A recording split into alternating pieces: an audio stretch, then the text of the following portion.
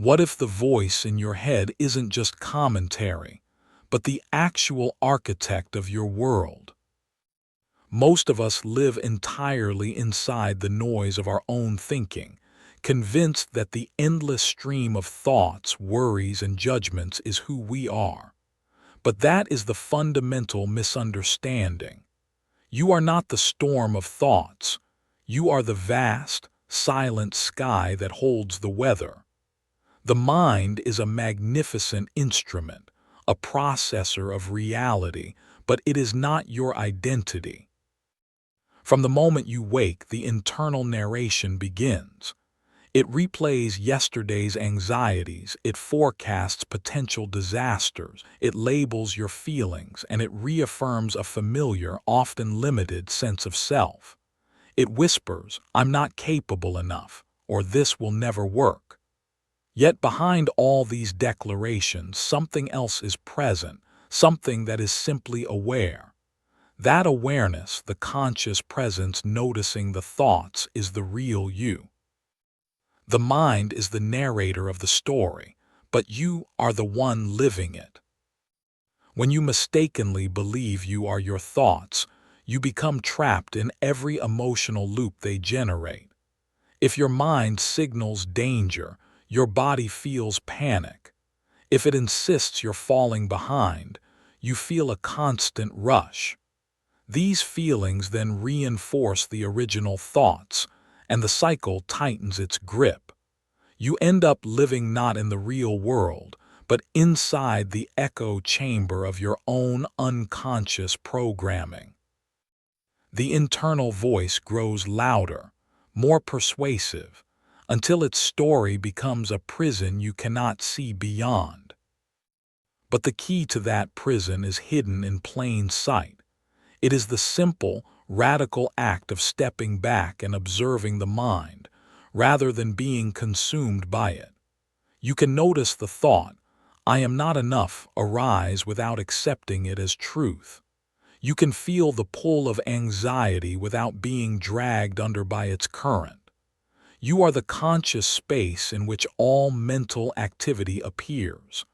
This subtle shift is where true freedom begins. Imagine yourself standing at the edge of a rushing freeway. Cars speed past, each one representing a thought. Some are loud and aggressive, others are quiet and fleeting. Some carry fear, others desire. But you do not have to run into traffic. You can remain on the sidewalk, a calm observer. The instant you stop chasing after every mental vehicle is the moment you reclaim your sovereignty. You no longer need to believe every fearful prediction or every harsh self-criticism. You can let them pass by. This isn't detachment from life. It is liberation from mental tyranny. A freedom born not from controlling the mind, but from realizing you are not it. The mind may speak, but you hold the power to decide whether to listen. And the more you rest in this spacious awareness, the more you discover something profound. Inner peace was never something you had to find. It is what you are beneath the relentless noise of a mistaken identity. When you realize the mind is a tool to be used, not a master to be obeyed, your entire life begins to reflect a new order, one rooted not in reactive survival, but in conscious choice. Your mental framework wasn't built in a day. From your earliest experiences, your mind began absorbing patterns. A caregiver's tone, a teacher's comment, a moment of rejection or celebration, each one became a building block in the structure of your inner world. You weren't born with insecurities or fears. You inherited them, adopted them, and repeated them until they felt like undeniable truths. But truth is not merely repetition. Truth is a conscious recognition. And you are now being called to recognize how your mental software was coded. As a child, your brain was incredibly open, absorbing information with little filtering. When someone told you that you were too sensitive or not smart enough, your mind didn't question it. It wrote that statement directly into your operating system. With enough repetition or emotional intensity, it became a core command. You began to behave as if it were an absolute fact. Traumatic experiences accelerate this process. They carve deep channels in the psyche, reinforcing narratives based in fear. If love felt conditional, you may now anticipate abandonment. If safety was compromised, your nervous system might still be on high alert in perfectly safe situations. These protective programs once served a purpose, but now they quietly undermine your peace. The mind believes it is keeping you safe. Its primary concern is survival, not your happiness. Repetition does the rest. You replay the same internal reactions to different external events. You attract relationships that mirror old wounds. You recreate circumstances that validate your inner story. The mind says, "See, I told you this is how it is." But that is not prophecy. It is programming. And until you rewrite that code, it will continue to run on an endless loop. But here is the secret you were never taught. Your programming is not permanent. It was installed through repetition, emotional charge, and environment. And it can be uninstalled using the very same mechanisms. What you believe was never an absolute. It was learned. And what was learned can be unlearned. More than that, it can be replaced, not through brute force, but through conscious awareness. To change your life, you must first understand the code you are operating from. Listen to the phrases you repeat to yourself and the fears you automatically obey, the assumptions you never question. These are the fingerprints of your old mental software. You cannot change what you refuse to see. Begin to trace your patterns. Ask yourself, where did this belief originate? Who modeled it for me? Do I still choose to hold it? Shine the light of awareness on what has been operating in the shadows.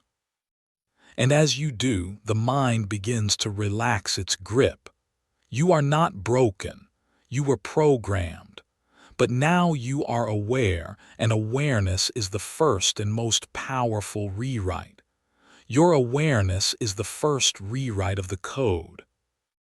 There is a quiet prison that exists within many people, one constructed not of bricks and bars, but of story. Subconscious stories, written long ago, continue to play on a loop beneath your conscious awareness, dictating your choices, your relationships, and your sense of value. These loops are not loud. They do not announce themselves. They whisper, and their power lies in their relentless repetition. You may not recall the precise moment your story began. Perhaps it started with a parent's criticism, a peer's dismissal, or an experience of rejection that left a mark. From that moment, the mind began to form conclusions. I am unworthy. I must earn affection. I always ruin things. These statements solidified into silent beliefs, and once installed, they started looping, constantly reinforced by experiences that seemed to confirm them. This is the great paradox. Your subconscious beliefs actively attract evidence to confirm their own validity. If you believe you are not worthy, you will unconsciously sabotage opportunities. If you believe people always leave, you will find ways to push them away or be drawn to those who are unavailable. And when these patterns repeat, the mind says, "See, this is just my nature." But it is not your nature. It is what you have been conditioned to believe. The loop of limitation is maintained not by truth, but by familiarity. The human brain prefers what is known, even when it is painful. So instead of questioning the loop, we often normalize it. We build entire identities around it. I'm just bad with money. I never meet the right people. This is just my luck. These phrases are not statements of fact. They are stories wrapped in years of repetition. But every loop, no matter how entrenched, can be broken, and the first crack in its foundation appears with awareness. Ask yourself, what do I truly believe about love, about abundance, about my own capability? Where did these beliefs come from? Can I trace them back to a specific moment, a repeated message, a wound that never healed? And most importantly, do these beliefs support the life I am committed to living now? You are not broken, you are running a program. And the moment you see the code, you gain the power to change it, not by fighting against it, but by consciously choosing a new story. One that is grounded not in your past, but in your potential. One that reflects not the pain you survived, but the truth you are ready to embody. The loop ends the moment you stop mistaking your thoughts for reality. You are not your history. You are not your pain. You are the author of this chapter. And every belief you bring into the light of awareness becomes a conscious choice. The loop may whisper, but your truth can speak with conviction. Choose the story that sets you free. The mind is like fertile soil. Every thought, emotion, and experience is a seed, but not every seed takes root. Only those planted with repetition, nurtured with strong emotion, and watered with consistent attention grow into firm beliefs. This is the mechanism of mental imprinting, the process through which your internal world is programmed, thereby creating your external life. And understanding this process is the master key to rewriting it. Imagine a young child being told repeatedly that they are too loud. At first, it's just a comment, but repeated daily, paired with feelings of shame and focused on by the child's attention, it transforms into something else entirely. It becomes an identity. I am too much. My voice is a nuisance. What was once an external remark becomes an internal truth, encoded not in logic but in raw feeling. The subconscious mind does not primarily communicate in language. It communicates in emotion, imagery, and repetition. It accepts what is presented with enough intensity and frequency, whether that input is empowering or destructive. If you say, "I can't handle this," every day with enough frustration and certainty, your subconscious accepts it as a command. If you say, "I always find a way," with genuine belief and emotion, that too takes root just as deeply. This is why affirmations, when paired with genuine emotional conviction and consistent repetition, begin to rewire your internal framework. But most people repeat affirmations with an undercurrent of doubt, frustration, or impatience. And the subconscious registers the feeling more than the words. True imprinting occurs when belief, emotion, and repetition align perfectly.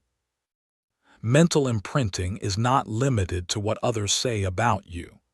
It includes what you tell yourself, what you consume visually, what you expect, and where you consistently place your focus. Every time you relive a painful memory or mentally rehearse a failure, you are deepening that neural pathway. You are reinforcing a reality that no longer serves your highest good. But the very same mechanism that once imprinted limitation can be harnessed to install freedom. Choose the beliefs you wish to embody. Speak them aloud with conviction. Visualize them as if they are your current reality. Repeat them often, especially in moments when the old patterns surge forward. Reprogramming does not happen through a single grand declaration. It happens in the daily, quiet choice to speak your truth louder than your fear. You are the gardener of your mind now. You decide what takes root and flourishes. Plant thoughts of strength, of joy, of possibility. Feel them, nurture them, return to them.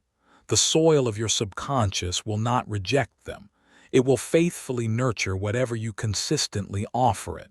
Belief is not a fixed, unchangeable structure. It is a result. And when you master the art of imprinting, you no longer wait for your life to change before you believe. You believe, and your life changes in response. Beliefs are the invisible architecture of your reality. Like the hidden framework of a great city, they shape every path you walk, every door you enter, every interaction you have, without you ever needing to see the blueprint. You move through life not based on what is objectively true, but based on what you believe to be true.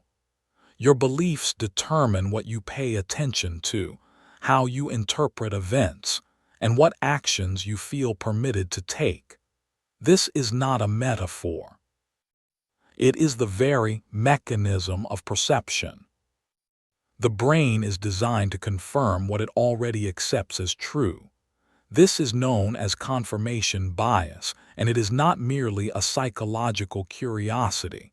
It is a reality filtering system. When you believe people are fundamentally untrustworthy, your mind actively seeks out evidence to prove it. When you believe success requires immense struggle, your brain filters out experiences of ease and highlights only the hardship. These patterns are not malicious, they are efficient. The mind simplifies the overwhelming stream of incoming data by referencing what is already stored within. Your beliefs are the sorting algorithm. And beliefs are not typically born from cold logic. They are born from lived experience and repetition. You don't believe something because it is universally true. You believe it because it has been repeated often enough, with enough emotional weight, for your subconscious to accept it as fact. The result is a perceptual lens so convincing you no longer even notice it's there. You don't see your beliefs, you see through them. But here is the pivotal insight. Beliefs are not facts. They are conclusions you have drawn, often based on incomplete or outdated evidence from your past. And if you can draw one conclusion, you can draw a new one. If you can adopt a belief, you can choose to release it and install another in its place. Your entire experience of reality hinges not on the external world itself, but on the lens through which you are interpreting it, and that lens is constructed from your beliefs. This is why two individuals can face the identical circumstance and respond in completely different ways. One sees a setback as a final, defining failure. The other sees it as valuable feedback. One believes they are powerless, so they freeze. The other believes they are resourceful, so they take action. The situation does not dictate the outcome. The belief does. Every significant breakthrough in your life will be preceded by a shift in belief. When you expand what you believe is possible, you unlock doors that were previously invisible to your old mindset. Belief is the gatekeeper of your perception. And until you change the structure of your core beliefs, you will walk the same familiar hallways of experience, no matter how intensely you desire something new. To change your life, change what you believe is available to you. Challenge every "I can't." Question every "that's just how I am." Examine every limitation wrapped in the cloak of familiarity. You are not trapped, you are conditioned. And belief is the first and most powerful code to rewrite. When you shift a belief, you shift your perception. When perception shifts, new behaviors arise naturally.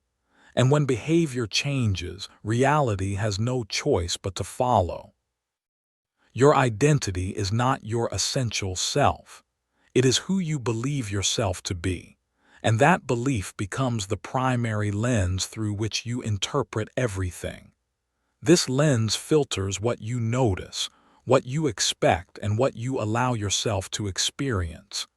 It tells you what you are capable of, what you deserve, and how the world operates. It becomes so ingrained, so familiar, that you stop seeing it as a lens at all. You simply call it reality. From the moment you were old enough to understand reflection, the world began offering you labels. Smart, difficult, shy, talented, too much, not enough. These labels were not facts. They were opinions, often wrapped in emotion, but repeated often enough. They solidified into beliefs, and those beliefs formed the core framework of your identity. Your self-concept is the internal script you live by. If you believe you're not a math person, you'll avoid challenges involving numbers. If you believe you're forgettable, you'll shrink in social situations and interpret silence as personal rejection. These patterns reinforce themselves until your behavior, your emotions, and your perceptions all align with the original story. Not because the story is true, but because it is yours. The danger of a fixed identity is that it becomes self-fulfilling. You act in accordance with who you think you are. You expect the world to reflect that identity back to you. And when it does, it feels like confirmation, but it is not confirmation of an absolute truth. It is a reflection of a belief. The empowering news is this: your identity is not set in stone. It is not a fixed truth. It is a flexible structure, editable, upgradable, transformable. Just like software, your self-concept can be rewritten. But you must first become conscious of the current code. Ask yourself, who do I believe I am? What traits do I claim automatically? What limitations have I accepted as just the way I am? These questions reveal the lens you are currently using to see the world. And until you challenge that lens, you will only continue to gather more evidence for what you already believe. To shift your reality, you must shift your identity. Begin by deciding who you truly desire to be. Speak as that person would speak. Make decisions they would make. Carry yourself with the posture of the version of you who no longer seeks external permission. Identity is not something you wait to feel. It is something you choose to embody right now. When you change your self-concept, the lens changes. What once looked impossible begins to look inevitable. Opportunities appear where you previously saw only walls. People respond to you differently. Not because the world has magically changed, but because you have changed the one who is seeing it. You are not your past. You are not your pain. You are the conscious awareness choosing your next lens. Choose one that reflects your deepest truth, not your personal history. And watch as the world reorganizes itself around the identity you dare to claim. There are invisible scripts running your life that you did not consciously write. They instruct you on how to behave, what to expect, and who you are supposed to be. You don't remember agreeing to them because you never consciously did.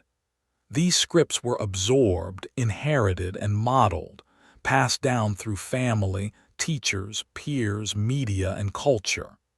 They are the unspoken rules and roles that shape your thinking, actions, and reactions, often without your explicit awareness. And until you bring them into the light, they remain in control. Perhaps your script says, maintain harmony at all costs, so you stay silent when you have something important to say. Maybe it says, your value is your productivity, so you cannot rest without feeling guilty. Or maybe it says, strong people don't show emotion, or you must please everyone. And so you live in a constant state of tension with your inner truth. These rules feel like reality, but they are merely programming. They are not laws of nature. They are learned roles performed so automatically they have become a second skin. As children, we are highly impressionable. We look to the adults around us to understand how life works. If you witnessed your parents avoiding conflict, you may have internalized a script that says, confrontation is dangerous. If you saw love used as a reward, your script might say, affection must be earned. If you were praised only for achievements, you may now feel invisible when you are simply being yourself. Scripts are not written in stone. They are written through repetition. Culture powerfully reinforces the story. From books and films to educational and religious systems, we are conditioned to fit into predefined molds. Be good, be normal, be strong, be quiet. These messages become internalized expectations. We mistake them for our own personality, never realizing they were often shaped by systems more interested in conformity than in individual freedom. But your authentic self does not live inside a script. It lives in the pauses between the roles, in the discomfort you feel when you are pretending, in the frustration that arises when you silence your own voice, in the deep fatigue of performing a version of yourself that is not whole. These feelings are not signs of weakness. They are signals. They are your truth asking to be acknowledged. The first step toward freedom is recognition. Start by asking, what roles am I playing that do not feel authentic? What rules am I following that no longer serve my highest good? Where did these patterns originate? And do I consciously choose to keep them? You do not have to continue living someone else's idea of who you should be. You can release the scripts that were handed to you and write your own, not out of rebellion, but out of profound alignment. Your power resides in authorship. You get to decide what story you tell, what roles you play, and what rules govern your life. What once felt like an obligation can become a conscious choice. What once felt automatic can become intentional. The invisible script becomes visible, and in that moment of seeing, it loses its power over you. The stage is yours. Now step onto it, not as a character reading lines, but as the creator of the entire play. Emotions are not just fleeting sensations. They are profound record keepers. Every emotionally intense moment in your life is stored within you, not just as a memory, but as a living imprint. The stronger the emotion, the deeper the imprint. And these emotional residues do not stay neatly in the past. They seep into your present, quietly shaping how you react, what you attract, and how you experience your reality. Imagine walking into a room that subtly reminds you of a childhood argument. You may not consciously recall the event, but your body does. Your heart rate quickens. Your muscles tense. A wave of unease washes over you before your mind can formulate an explanation. This is emotional memory in action. The past is not behind you. It is echoing through you, especially when it has not been fully resolved. These unresolved emotions become powerful filters. They tint your entire perception. It is like wearing tinted glasses you have forgotten are on. If your past holds experiences of abandonment, you might scan every relationship for signs of impending departure. If your past contains humiliation, you might avoid any form of spotlight, terrified of feeling that exposure again. You are not reacting to what is actually happening in the present moment. You are reacting to what the current situation reminds you of. The situation itself is neutral. Your history is not. This is why patterns repeat. Not because life is inherently cruel, but because life faithfully mirrors your internal emotional state. You attract what resonates with the emotional signature you consistently carry. That is why healing is not just about changing how you feel. It changes what you see. It changes what you attract. It changes what you believe is possible for yourself. Most people attempt to change their lives through action alone. But until you shift the emotional residue within, you are still operating from the same underlying frequency. New actions, when built upon old emotional foundations, tend to produce the same results, just in different clothing.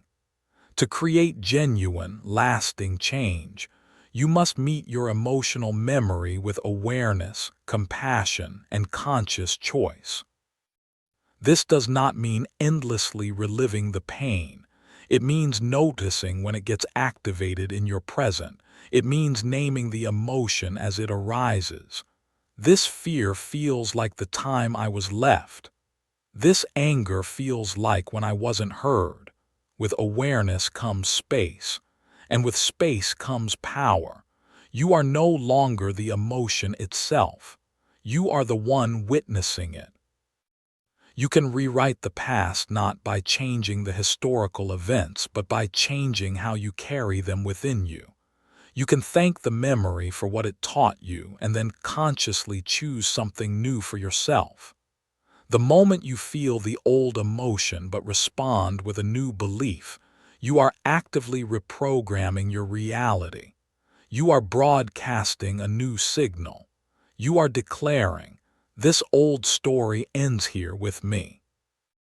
Your emotions are not your enemies. They are messengers. Listen to them.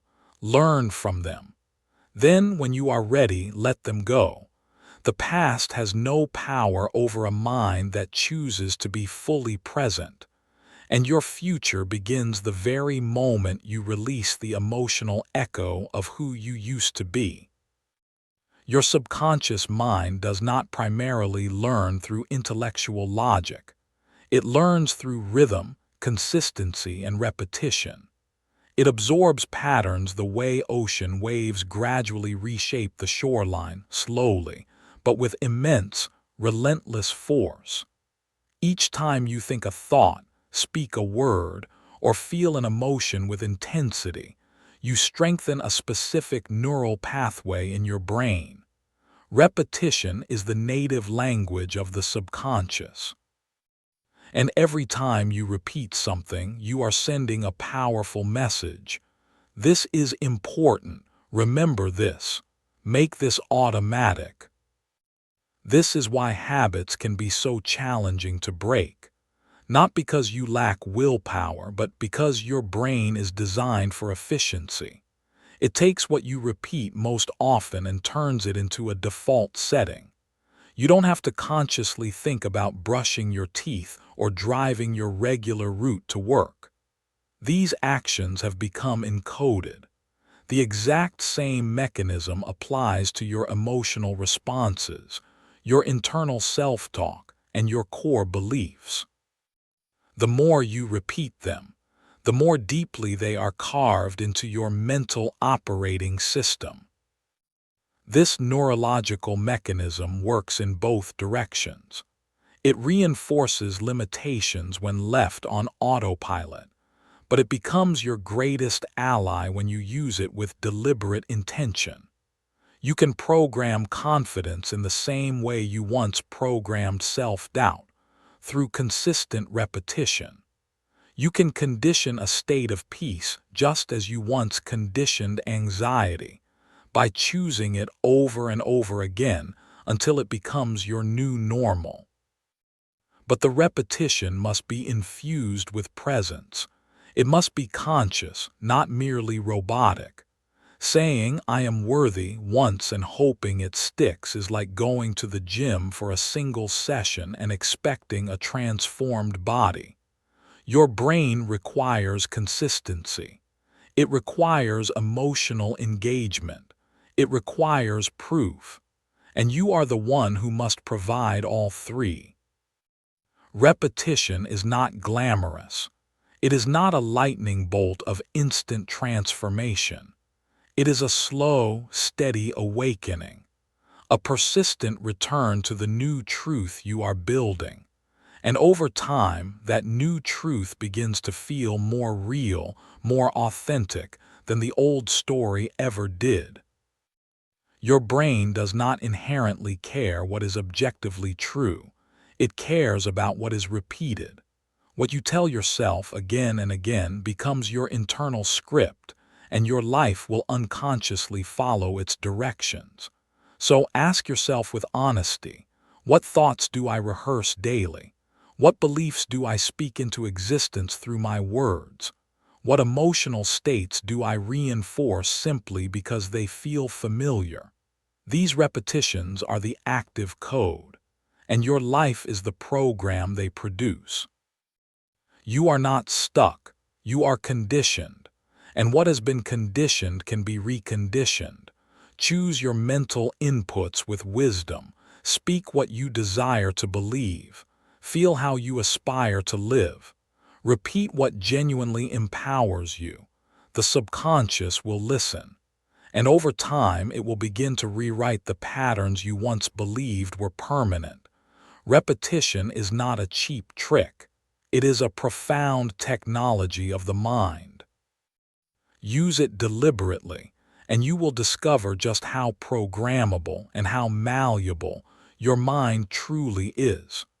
Repetition is the technology of self-creation. Reality is not just something that happens to you. It is something that actively reflects you. Every moment, every situation, every person you encounter acts as a mirror, showing you what you believe, what you expect, and who you think you are. Most people look at their lives and ask, why is this happening to me? But the far more powerful question is, what is this showing me about myself? Your external world is a dynamic feedback loop. It does not judge or filter. It simply reflects. If you carry a deep-seated fear of rejection, life will present you with moments that echo that fear, not as a punishment, but as a signal for your awareness. If you hold a belief that resources are scarce, your circumstances will mirror that belief back to you with startling precision. Life becomes the screen upon which your subconscious beliefs are projected. This can feel incredibly frustrating until you grasp the immense power it gives you. Because if life is mirroring your inner world, then every challenge becomes a clue, every trigger becomes a teacher, and every recurring situation is not a curse, but a pattern waiting to be seen, understood, and transformed. Most people try to change the reflection in the mirror. They chase new jobs, new partners, new cities, hoping to escape what feels broken. But the reflection only changes when the source of the reflection does. You don't fix a distorted mirror by wiping the glass. You fix it by adjusting what is being reflected. That is the real work, and that is where genuine transformation begins. Start observing your reality as a continuous message. What keeps repeating in your experience? Where do you consistently struggle? What do you repeatedly attract into your life? These are not random occurrences. They are data points. They are precise echoes of your inner state. And when you shift that internal state, reality has no choice but to respond in kind. This is not magical thinking. It is the law of resonance in action. You do not attract what you want, you attract what you are. You do not manifest from your hopes and wishes alone. You manifest from your emotional and mental baseline. Change that baseline, and the world reorganizes itself around your new frequency. Try this experiment. Shift how you see yourself before walking into an important meeting. Feel a sense of inherent worth before asking for an opportunity. Embody a state of peace before expecting your day to unfold smoothly. Then, observe how people respond to you differently. Notice how opportunities seem to appear. See how circumstances begin to bend. Not because the external world has fundamentally changed, but because your internal signal has. Reality is a living, responsive feedback system. It does not punish or reward, it reflects. Use that reflection as a compassionate compass, not as a harsh judgment. Let it show you what needs to be seen within you. Then make the internal shift and allow the mirror of your life to catch up. Your world is not fixed. It is a responsive canvas. Paint it with new thoughts. Feel it from new beliefs. And reality will inevitably become the masterpiece of your inner evolution. There is a part of you that simply sees everything. It watches without commenting, listens without immediately reacting, and notices without judgment. This is the observer, the silent, aware presence behind every thought, emotion, and trigger. Most people live their lives completely entangled in the noise of their minds, believing every thought, reacting to every emotion, identifying with every fear. But the moment you consciously become the observer, everything begins to shift. Imagine once more standing beside that busy highway. Cars rush past. Some are loud, some are strange, some are painfully familiar. These cars are your thoughts. Most people are not standing safely on the sidewalk watching. They are out in the traffic, chasing after thoughts or running from them, believing they must control every vehicle that passes. But the observer knows the deeper truth. The cars come and they go, and you are not the cars. You are the one who sees them. Cultivating this observer awareness is not about becoming detached or indifferent to life. It is about gaining profound clarity. It is the ability to notice your thoughts without automatically becoming fused with them. When anger arises, the observer notices, anger is here. When self-doubt whispers, the observer hears it and yet remains grounded. This non-reactive witnessing creates a sacred space, and in that space, genuine transformation occurs. Your triggers become doorways to self-understanding instead of traps that ensnare you. Instead of lashing out or shutting down, you begin to ask, what is this reaction showing me about myself? You start to understand that your reactions are not caused by the outside world, but by old, internal patterns being activated. The observer sees the pattern clearly, and once a pattern is truly seen, it begins to loosen its grip. Non-judgment is the essential key here. The moment you shame yourself for having a negative thought, you actually strengthen the mental loop. The observer does not label thoughts as good or bad. It simply sees them for what they are. This act of seeing brings light into the darkness. You no longer need to fix, fight, or suppress every difficult emotion. You just need to witness it without internal resistance. Start in small ways. When you feel overwhelmed, pause, take one conscious breath. Say silently to yourself, I notice this feeling of overwhelm. I can let it be here without immediately trying to change it. When a harsh, critical thought arises, don't argue with it. Simply name it. That's the critic speaking. The more you practice this, the more you create a gap between the initial stimulus and your habitual response. In that gap, you find your power to choose. In that choice, you find your true freedom. You are not your anger. You are not your doubt. You are the one who sees both, and from that place of seeing, you can still choose peace. This is not a passive stance. It is the very foundation of all inner mastery. The observer is not distant or cold. It is deeply, profoundly present. And the more you learn to live from that place, the more your life becomes a graceful reflection of conscious awareness instead of unconscious reactivity. The mind will still speak. The emotions will still rise and fall. But you will no longer be caught in the storm.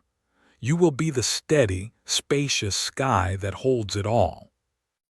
There is a voice inside your head that rarely, if ever, stops speaking. It comments on everything you do, predicts everything that could go wrong, and replays everything you believe you did wrong. This voice has been with you for so long that you may have forgotten a crucial fact. It is not you. It is your inner dialogue, trained by years of conditioning, often fueled by fear, and frequently stuck on a repetitive loop. And unless you learn to consciously interrupt it, it will continue to run your life, often from the shadows. This voice is largely automatic. It tells you you're not good enough, that you always mess things up, that no one truly cares. It compares, it criticizes, it doubts. Not because it inherently hates you, but because, in its own distorted way, it's trying to protect you from failure, rejection, or disappointment. But its methods of protection are outdated. It learned to speak the language of limitation. And now, that very voice holds you back from your fullest expression. Interrupting this internal dialogue is not about silencing it permanently. It is about shifting your relationship to it. When you recognize that your thoughts are not facts, you stop allowing them to dictate your reality. The first, most critical step is simple awareness. Begin to notice the patterns. What does your inner voice typically say when you're faced with a challenge? When you receive praise? When you try something new? These moments reveal the default script your subconscious is running. Once you recognize the voice, actively disrupt its flow. Say out loud with conviction, "That is not the truth." Use your physical body to break the pattern. Snap your fingers. Shake your head gently. Take a deep, intentional breath. These physical cues send a new signal to your nervous system. They interrupt the old loop and create a moment of space for a new choice. Next, replace the old message, not with empty, false positivity, but with an empowered, authentic truth. If the voice says, "You always fail," respond with, "I am constantly learning and I have overcome challenges before." If it says, "They don't care about you," say, "I choose to connect with people who see and value my true self." The key is repetition. Your new, supportive inner voice must be heard more often and with more conviction than the old, critical one. Another powerful technique is to personify the inner critic. Give it a name, a simple identity. Imagine it as a character whose opinions you are no longer obligated to obey. When anxious Andy starts talking, you can smile inwardly and say, "Thanks for sharing, Andy, but I've got this."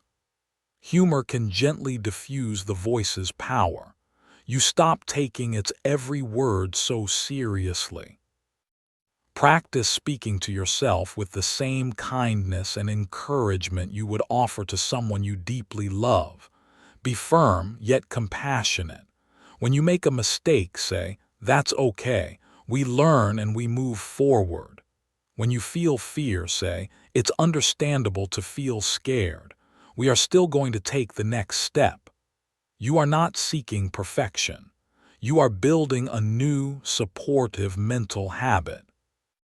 Your mind will always have a voice, but you now hold the power to choose its tone, its script, its fundamental intention. You choose whether it will be a voice of sabotage or a voice of unwavering support. Every single time you interrupt the old, critical dialogue and insert a new, empowering truth, you are actively reshaping your reality from the inside out. You are not here to be bullied by your own thoughts. You are here to become their wise and compassionate guide. And the moment you fully claim that role, your inner world transforms from a battlefield into a sanctuary of strength. In a world that is addicted to speed and instant reaction, the conscious pause is a quiet revolution. We are culturally trained to react quickly, emotionally, and often impulsively. Someone says something sharp and we instantly strike back. A challenge appears and we immediately panic. A painful memory arises and we spiral downward without a second thought. Reaction feels automatic, inevitable. But beneath every single reaction, there exists a brief, almost imperceptible moment, a sliver of pure silence where an entirely different response is possible. That moment is the power of the pause, and within it lies your ability to fundamentally rewire your mind. The pause doesn't seem particularly significant at first. It is quiet, subtle, and incredibly easy to overlook. But it is everything. It is the critical difference between unconsciously repeating an old, worn-out pattern and consciously choosing a new, empowered response. The human brain is built for efficiency. When faced with a familiar trigger, it automatically pulls from its library of past responses. Yell, shut down, withdraw, defend. These reactions can happen in milliseconds, unless you consciously interrupt the cycle. That is precisely what the pause accomplishes. It breaks the automatic rhythm of reactivity. Stillness creates space, and space gives you immediate access to your awareness. In that space, you can ask yourself, what am I truly feeling right now? What belief is driving this reaction? Where have I felt this exact sensation before? Instead of blindly, unconsciously reacting, you begin to understand. You begin to observe. And when you observe, you reclaim your innate power to choose. Neurologically, this is where the actual rewiring begins. Each time you catch yourself in that split second before the habitual reaction, your brain is forced to create a new neural pathway. The more frequently you take the pause, the more you strengthen this new response system. Over time, the conscious pause can become your new, healthy default. Calm gradually replaces chaos. Clarity effortlessly replaces confusion.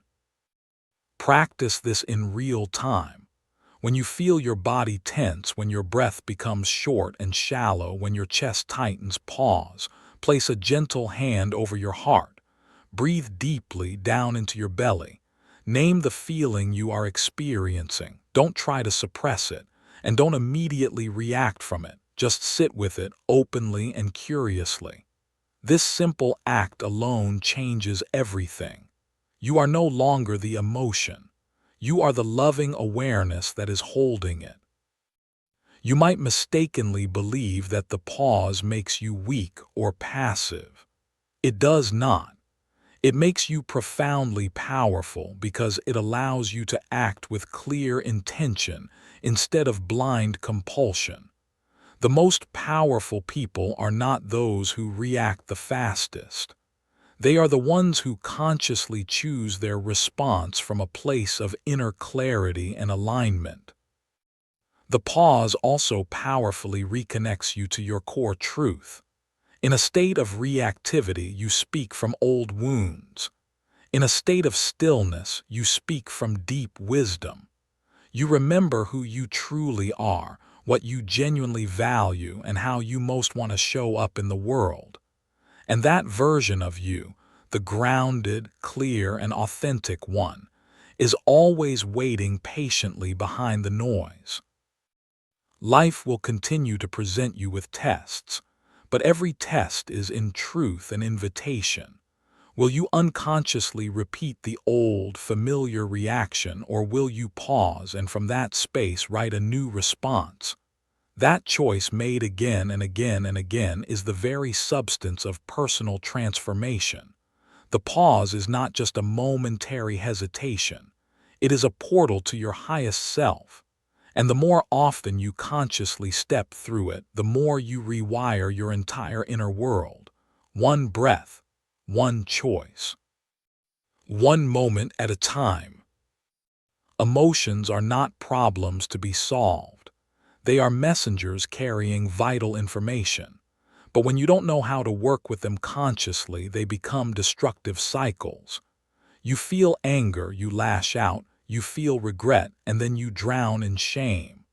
Or you feel fear, you avoid the situation, and then you criticize yourself for being weak. These cycles are not a sign of personal failure. They are patterns, deep emotional grooves carved into your psyche through years of repetition. The empowering news is that these cycles can be hacked. Emotional pattern hacking begins the moment you stop reacting from the emotion unconsciously and start responding with conscious intention. Every emotional reaction follows a structure. It begins with a trigger, something someone says, something you remember, something you perceive. Your body reacts before you're conscious. Mind can even catch up. Your heart races, your jaw tightens, your stomach clenches, and if you are not aware, you blindly follow the well-worn pattern. You say what you always say. You do what you always do, and afterward you tell yourself, I can't believe I did it again. But you can. Change this. First, you must learn to catch the emotion as it is rising, not after it has already exploded. This means tuning into the subtle sensations of your body. Your body speaks the raw language of emotion, tension, heat, tightness, heaviness. These are your early warning signals. Learn to feel them without flinching or turning away. The very moment you consciously name the emotion, you interrupt its automatic spiral. This is frustration. This is fear. Naming it creates immediate distance between you and the feeling. You are no longer the emotion. You are the one noticing it. Next, locate the underlying pattern. Ask yourself, when do I typically feel this specific way? Trace it back through your history. What old stories rise to the surface with this emotion? What meaning am I unconsciously assigning to this present moment? It is crucial to understand that most emotions do not arise from what is actually happening right now. They arise from what you believe the event means. That person didn't text you back, they are simply busy. But if your old story whispers, people always abandon me, then their silence feels like a profound rejection. This is the hidden architecture behind your emotional reactions. To successfully hack the pattern, you must question the meaning you are attaching in the present moment. Challenge the automatic assumption.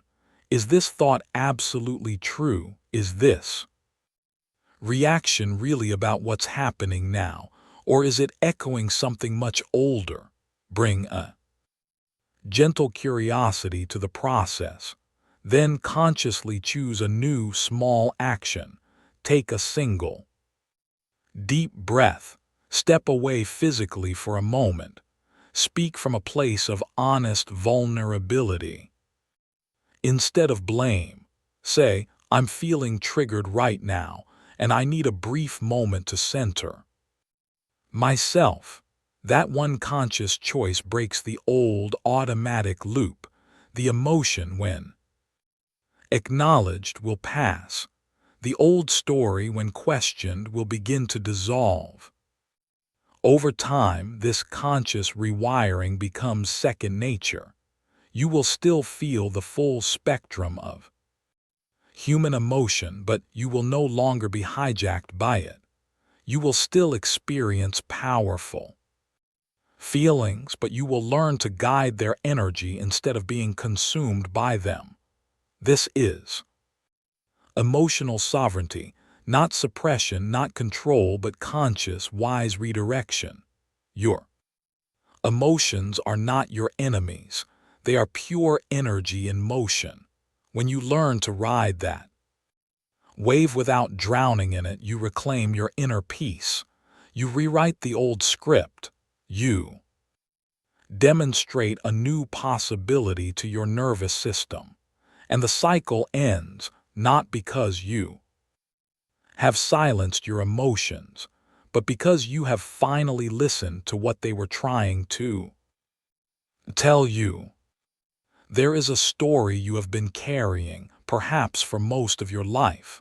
It may not be written down anywhere, but it is woven into the very fabric of your existence. It shows up in how you speak, in how you react to challenges, in how you hold yourself when you walk into a room.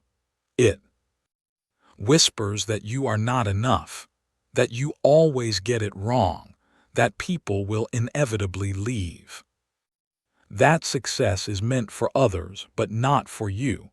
This story was not something you consciously chose. It was inherited, formed in moments of pain, misunderstanding, and early limitation.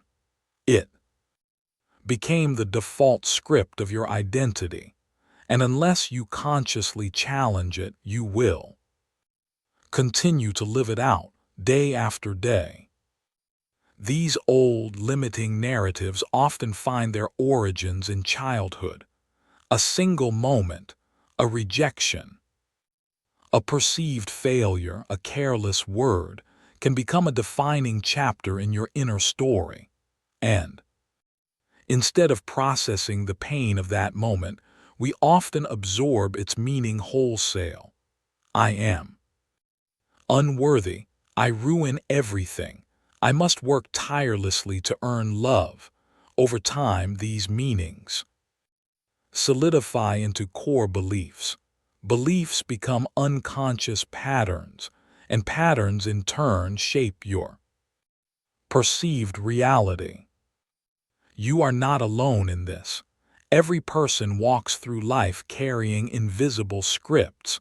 Some people feel like the perpetual victim, always at the mercy of other people's actions. Some carry the heavy weight of failure, unable to recognize their own growth and resilience. Others live under the shadow of not good enough, chasing external validation but never feeling truly fulfilled. These are not just emotional habits. They are the very architecture of your mind, and they can be consciously dismantled. The first step is always recognition. Catch the voice when it starts speaking the old story. Notice the narrative when it begins to play out. They didn't reply to my message because no one truly values me. Pause right there. That is the old story. It feels familiar, even comfortable in its familiarity, but it is not the truth. The moment you see the pattern clearly, you create a critical distance from it, and in that distance you find your power to choose. Next, speak directly to the story. Acknowledge where it came from. Perhaps it once protected you. Maybe it helped you navigate a difficult situation. But survival is not the goal of your life.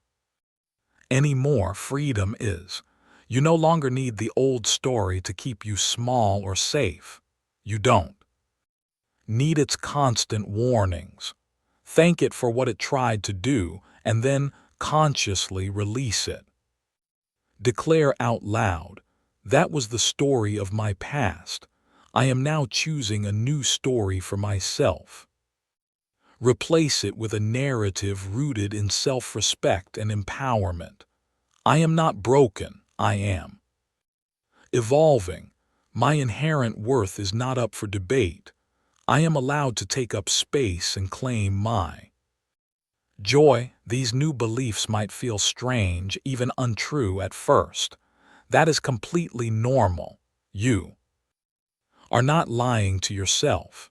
You are remembering a deeper, more authentic truth, one that got buried beneath years of accumulated noise. Every single time you catch the old story running and consciously choose a new one, you actively shift your personal timeline. You rewire your brain. You reprogram your very identity. This is how profound healing happens. Not in one dramatic, cinematic moment, but in the quiet, daily decision to no longer be the person you were told you had to be. The past will knock on your door, but you do not have to answer. You are not a victim. You are not a failure. You are not enough. You are the author of your life now, and with every word, with every choice, with every page, you are writing a life that reflects your true worth, not your old wounds. The mind is, by its nature, a noisy place. It constantly broadcasts thoughts, worries, comparisons, doubts, reminders, and predictions. Like a radio stuck between stations, it hums with static. This relentless mental chatter can become so loud, so constant, that you mistake it for reality itself. But underneath all that noise, something much deeper is always trying to reach you, a quiet, clear signal, your intuition. And to hear it, you must learn the art of tuning out the mental static. Mental noise isn't just the presence of thoughts. It is your attachment to those thoughts. It is the overthinking, the what-ifs, the endless inner debates, the compulsive problem-solving. Even when there is no actual problem to solve, the brain is a meaning-making machine. And if you do not consciously direct it, it will run on autopilot, chewing on past regrets and future anxieties. The result is a thick fog that disconnects you from your innate clarity. Stillness is the antidote, not necessarily silence in your external environment, but silence within your own mind. Not an empty mind, but a spacious one, a mind that is no longer cluttered by compulsive mental commentary, has room for true guidance to emerge. That guidance does not shout, it whispers. It arrives as a quiet knowing, a deep resonance, a sense of peace.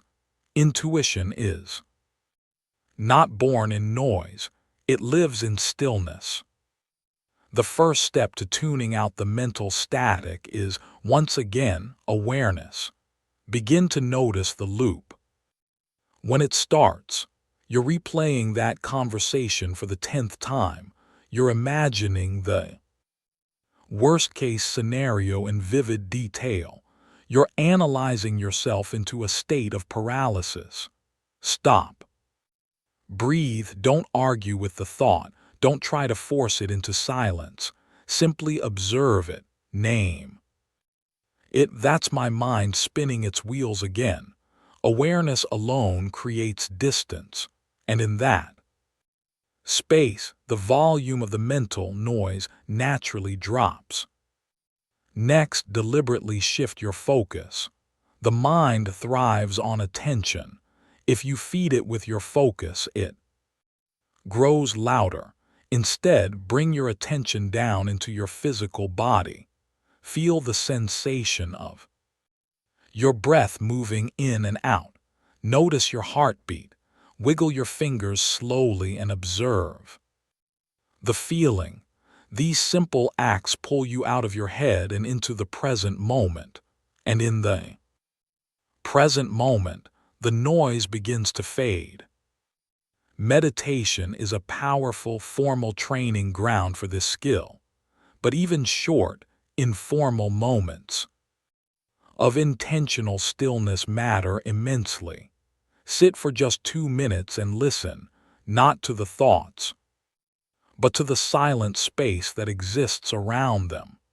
Do this daily, and you will begin to recognize the distinct difference between the mind's relentless commentary and your soul's quiet clarity. You will also notice that intuition has a unique feeling. It doesn't feel rushed. It doesn't argue. It doesn't originate from fear. It feels grounded, calm, and direct, like a clear bell ringing softly in the distance. When you hear it, you simply know, but you must be quiet enough inside to listen. Mental noise is a habit, but so is inner stillness. One is trained through unconscious reaction. The other is trained through conscious daily choice. You hold the power to pause, to listen, to shift your focus. The more you choose stillness, the more the static will dissolve.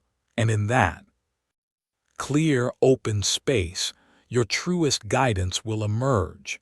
Not from the noisy mind, but from something far wiser, something that has been within you all along. You are not here to be ruled by mental noise. You are here to remember your innate signal. Tune in. It's been waiting for you to listen. There comes a pivotal moment in every profound transformation when something inside you simply snaps, not from a place of weakness, but from a place of undeniable clarity. You reach a point where the pain of remaining exactly as you are finally becomes greater than the fear of changing. It's the moment you whisper or perhaps shout, "No more." These are the turning points that rarely arrive gently. They often arrive in tears, in righteous anger, in sheer exhaustion, and they carry an immense, raw power. A no more moment is not merely frustration. It is a rupture in your emotional system. It is the moment when the story you've been living suddenly becomes unbearable. You can no longer lie to yourself. You can no longer make excuses. You can no longer pretend that you're fine with the status quo. This is the true awakening, not a gentle nudge, but a profound and real one. And in that raw, honest truth, you find the momentum for real change. We are often taught to fear these emotional breaking points, to suppress the meltdown, to numb the discomfort, to hold it together at all costs. But your breakdown is not your enemy. It is very often your breakthrough. That moment of collapse is frequently the sacred gateway to realignment. Something deep within you is finally done tolerating the same patterns, done enduring the same pain, done cycling through the same limitations. And what feels like falling apart is actually falling into your truth. When you declare no more, something fundamental shifts inside your being. You stop negotiating with your own limitations. You stop entertaining the version of you that consistently settles for less. This declaration sends a powerful signal, first to your own subconscious and then out into the world. It says, "This is no longer my standard, this ends now." And once that internal standard changes, your life must begin to rearrange itself to match it. The power of this moment lies in the emotion itself. The intensity you feel is pure fuel. It is energy condensed into truth. Do not waste it. Do not run from it. Use it. Let the tears fall if they need to. Let the frustration rise. Let your body shake with the release. Then, from that place of absolute certainty, take the very next step. Burn the old bridge if you must, but walk forward. And do not look back. It's not about hating where you were. It's about loving yourself enough to leave it behind. Your no more moment is a boundary, a sacred threshold between your past self and your future self, and crossing it is one of the most profound acts of self-respect you will ever undertake. You don't necessarily have to wait for external circumstances to break you. You can consciously choose the moment. You can create the rupture by no longer participating in what harms you. Decide what you are truly done with. Say it out loud. Write it down. Claim it fully. Then take action. Transformation does not always begin in the light. Sometimes it begins in the dark, with the quiet, determined roar of someone who has finally decided they are worth infinitely more. Let that roar come through you. It doesn't need to be polished or perfect. It just needs to be real. That moment you say, "No more," is the moment your world begins to reflect something new. Because you have drawn a line in the sand of your soul, you have reclaimed your power. And from that line, everything changes. Change does not always arrive in small, incremental steps. Sometimes it comes in a flash. Sudden realization, a shift in perception, a decision that bypasses linear logic and rewires you instantly. These are quantum leaps, measured not in the passage of time but in a fundamental expansion of awareness, and they often begin by consciously interrupting a loop you've been stuck in for years or even decades. The human mind adores repetition. It thrives on loops, habitual thoughts, predictable emotional reactions, familiar behaviors. These loops create a powerful illusion of safety, but they often become invisible cages. You keep thinking the same thoughts, feeling the same feelings, and repeating the same actions, all while hoping for something in your life to change. But the loop will never end until you, from a place of awareness, interrupt it. Interruption is where your power lies. It does not require years of therapy or endless analysis. It requires presence. The moment you catch the loop while it is actively running, you create a gap. And in that gap, you are presented with a choice. Continue the old, familiar pattern or take a leap into something entirely new. That conscious choice is the gateway to quantum transformation. A loop quietly insists, "This is who I am." A leap boldly declares, "This is who I choose to be." Now, the leap will often feel unfamiliar, even uncomfortable. It is not the natural next step on the old path. It is a jump into a new territory beyond logic. You might not feel entirely ready, but readiness is not a prerequisite. The only requirement is decision. To make the leap, you must first recognize the loop. Notice the thought that always arises when you're challenged. Hear the internal voice that says, "You always do this," or "You'll never change." These repetitive moments are the entrance points to the loop. Interrupt them with something unexpected. Laugh out loud, stand up and stretch, shake your body, shout stop. Breathe deeply and consciously. Say the direct opposite of the old thought out loud.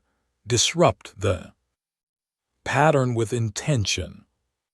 Then act differently. Say something the old you would never have said. Make a bold choice you've been avoiding. Walk away from a draining situation. Speak up for yourself clearly. Try the very thing you've always talked yourself out of.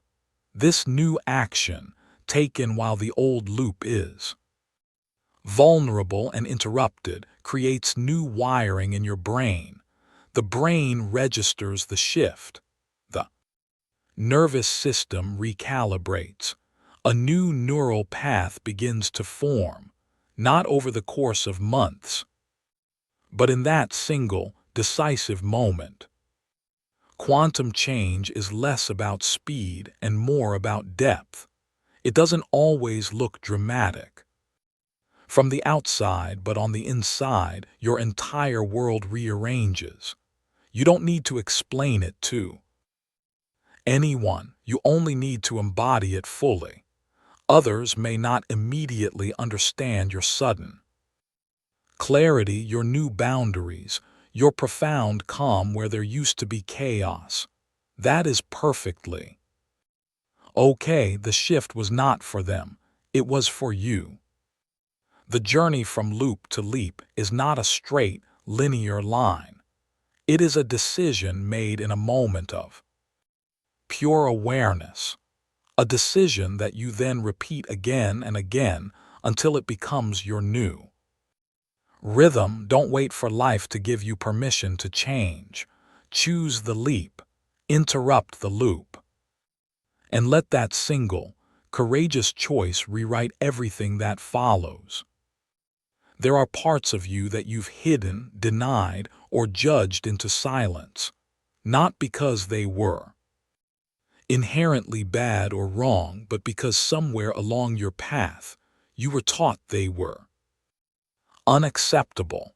Maybe you learned that anger was dangerous, so you buried it deep.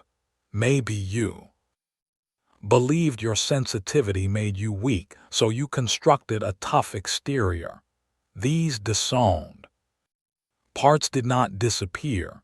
They were pushed into the shadows of your psyche, and the more unconscious they became, the more power they paradoxically gained over your life. The unconscious mind is not just a storehouse for memories. It is also where the parts of yourself you could not safely express were sent into exile. These are the pieces you've rejected: your need for love, your quiet ambition, your righteous rage, your innate wildness, your deep vulnerability. You may think you've outgrown them or risen above them, but in truth, they've simply gone underground. And from the shadows, they actively influence your choices, your triggers, your cycles of self-sabotage. Shadow work is the profound practice of meeting these disowned parts with compassion instead of judgment. It is the radical act of turning toward what you have been taught to turn away from. You do not do this to become someone else. You do it to become whole, because wholeness is not about perfection. It is about integration. It is about allowing every part of you to be seen, known, heard, and ultimately honored. Start by noticing your projections, the qualities that intensely irritate you and other people often. Point directly to what you have denied within yourself. If arrogance enrages you, perhaps you have buried your own natural confidence. If highly emotional people exhaust you, maybe you were taught to suppress your own feelings.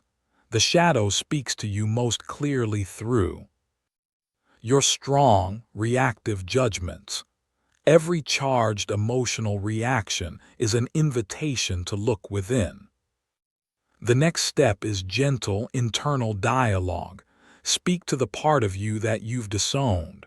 Close your eyes, get quiet, and ask it, "What do you need me to know? Why did I feel I had to send you away? What do you need from me now?" You might be genuinely surprised by the wisdom and vulnerability you encounter. These exiled parts do not necessarily need to be healed or eliminated. They need to be welcomed home. Their pain is not the core problem, their isolation is.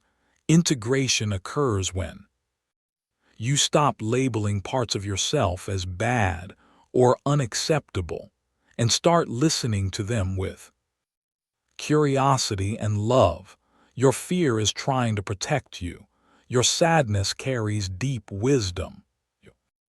Anger wants to defend your boundaries. When you make conscious, loving space for all of who you are, you stop abandoning yourself. And when you stop abandoning yourself, your entire life begins to align with your authentic truth. You are not fragmented. You are not broken. You are layered, complex, and beautifully infinite. The goal of this work is not to eliminate your darkness. It is to bring the light of your awareness to it, to remember that what is unconscious is not evil. It is simply unseen. And the moment you choose to see it with compassion, it begins to transform. You do not need to fear your shadow. You need the courage to meet it, because within the parts you've rejected lie immense power, profound creativity, and the very truths you have been searching for all along. There is a space that few people talk about, yet everyone who grows will encounter it. It is the space between endings and beginnings, the place where the old has been released but the new has not yet fully arrived. It feels empty, uncertain, unfamiliar, and yet it is profoundly sacred. This is the void that precedes creation, the space where the deepest transformations take root, not in noise or frantic movement, but in deep stillness and conscious surrender. The void can feel disorienting because it lacks familiar form. Your old identity no longer fits comfortably, but your new one hasn't fully crystallized. You've let go of what was holding you back, but you haven't yet grasped what will take its place. It is a space where, on the surface, nothing seems to be happening, and yet, beneath the surface, everything is beginning. It is not a punishment. It is a necessary preparation. This sacred space asks for your trust. It asks you to sit in the unknown without rushing to fill it with distractions, to resist the powerful urge to cling to old patterns simply for the sake of false certainty. In the void, your nervous system may panic. Your mind may scramble to make sense of the emptiness, but your soul knows exactly what is happening. Something new is gestating. Something is being formed. But just like a seed buried in the dark soil, it cannot be rushed. Most people fear this space deeply. They confuse the absence of visible action with failure. They interpret silence as if something is wrong, but silence is the fertile womb of all creation.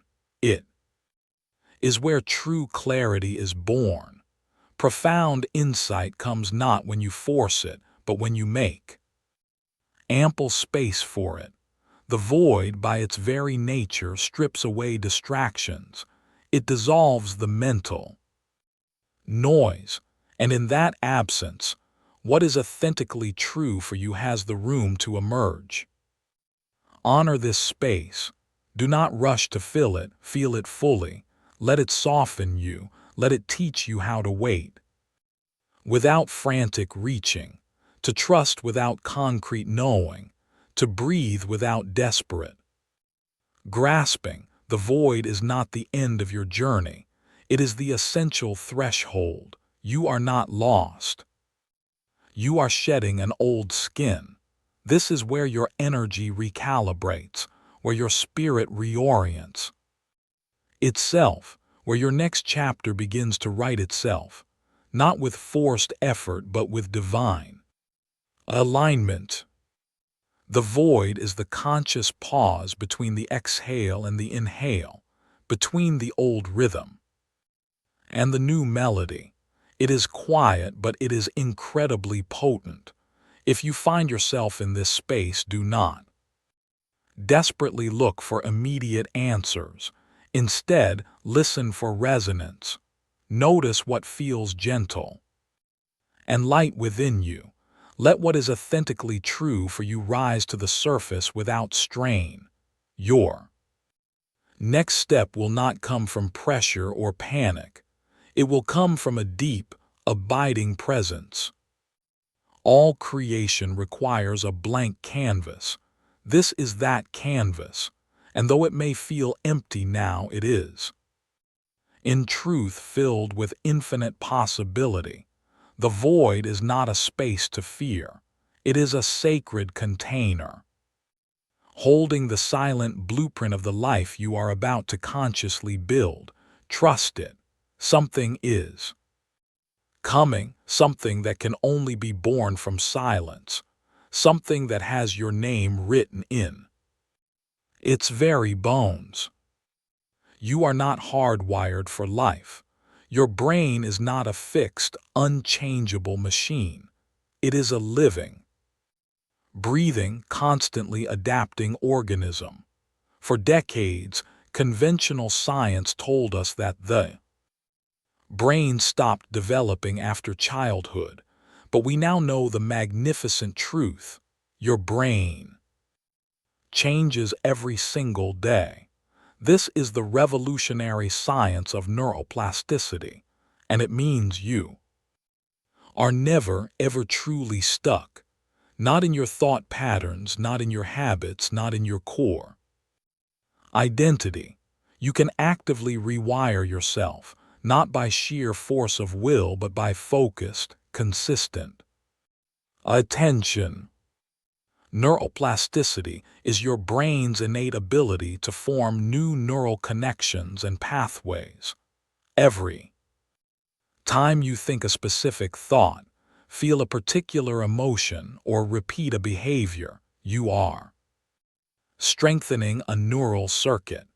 If you worry chronically, you are strengthening the neural loop of anxiety. If you criticize yourself daily, you are making self-judgment your brain's automatic default. These patterns are not permanent life sentences. They are simply practices, and what is practiced consistently becomes the brain's preferred pathway. But here is the empowering breakthrough. When you consciously introduce a new thought, a new emotional state, a new behavior, and you repeat it with consistency, you begin to weaken the old wiring and build new, empowering pathways. Your brain does not inherently care if what you feed it is empowering or limiting. It simply responds to repetition. It faithfully records what you choose to prioritize. This is why change often feels difficult and awkward at the very beginning. You are literally trying to walk a new path through a dense neurological forest, while the old path is a well-worn superhighway. It takes deliberate intention and repetition to carve out a new route. At first, the new thought may feel foreign and untrue. I am worthy. I choose peace. This can be easy. But with enough conscious repetition, it begins to feel more familiar. And when it becomes familiar, it gradually becomes natural. Emotion dramatically speeds this process. Thoughts that are repeated with strong, genuine emotion wire into the brain faster and more deeply. This is why traumatic experiences can imprint so quickly and powerfully. But it also means that when you feel joy, gratitude, or love, and you pair those elevated feelings with new, empowering thoughts, you rewire your brain at an accelerated rate. The brain learns and changes most effectively when the body feels safe, and the emotion is congruent. You don't need a degree in neuroscience to apply this. You just need to remember that your brain is always listening, always learning, always adapting. What you consistently focus on grows and becomes your future. What you repeat with feeling becomes your lived reality. This is not about toxic positivity or denying reality. It's about consciously choosing which thoughts get your valuable mental airtime, which emotions you anchor into your body, which identity you practice embodying. Every conscious affirmation, every vivid visualization, every intentional breath is a direct signal to your brain. This is who I am now. This is my new truth. You are not a helpless prisoner of your old patterns. You are the active sculptor of your own mind.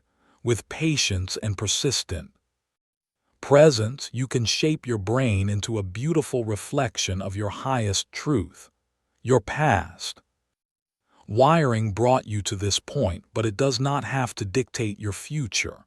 From this very moment forward, you are the architect. Your neural pathways are plastic, malleable. The map of your mind is yours to redraw. And with each new thought, with each conscious choice, you lay down a new trail, leading directly to the version of yourself you were always meant to become. Your mind is programmable. This is not a theoretical concept. It is a functional reality, just like sophisticated software. Your thoughts and beliefs run on coded instructions. These codes are composed of words, mental images, emotions, and expectations. Most of them were installed unconsciously. Phrases you heard repeatedly in childhood, messages absorbed from your culture, pain wrapped in memory and stored as fact. But now, with the light of awareness, you can rewrite the code and fundamentally change the program that runs your life. Language is the first and most powerful key. Every word you speak, whether out loud or in the silence of your mind, carries a specific frequency. If you constantly say, "I can't," "It's too hard," or "That's just who I am," your subconscious mind accepts those statements as commands. The brain does not filter for sarcasm or doubt. It listens, and it obeys the most consistent messages. So when you consciously shift your language, you shift your core instruction set. Start by noticing your default verbal patterns. What do you typically say about money, about love, about your body, about your future? Then begin the process of upgrading those statements. Replace "I always fail" with "I am a fast learner." Shift "I'm not good at this" to "I am improving with every effort." These changes may feel small and insignificant at first, but language is your primary interface with the subconscious, and the subconscious obeys the law of repetition. Imagery is the second key. Your mind does not primarily think in sentences and paragraphs. It thinks in pictures and sensory impressions. When you vividly imagine yourself succeeding, healing, or thriving, your brain begins to map that reality as if it were already happening. Visualization is not mere daydreaming or escapism. It is neural rehearsal. The brain activates in remarkably similar ways, whether you are physically experiencing an event or simply imagining it with great vividness and detail. This means you can prepare your mind for a new outcome before it ever manifests in your external reality. Take time each day to visualize your desired self. See it clearly. Where are you? How do you carry yourself? How do you speak? How does it feel? Anchor that mental image with genuine, elevated emotion. Feel the pride, the peace, the joy.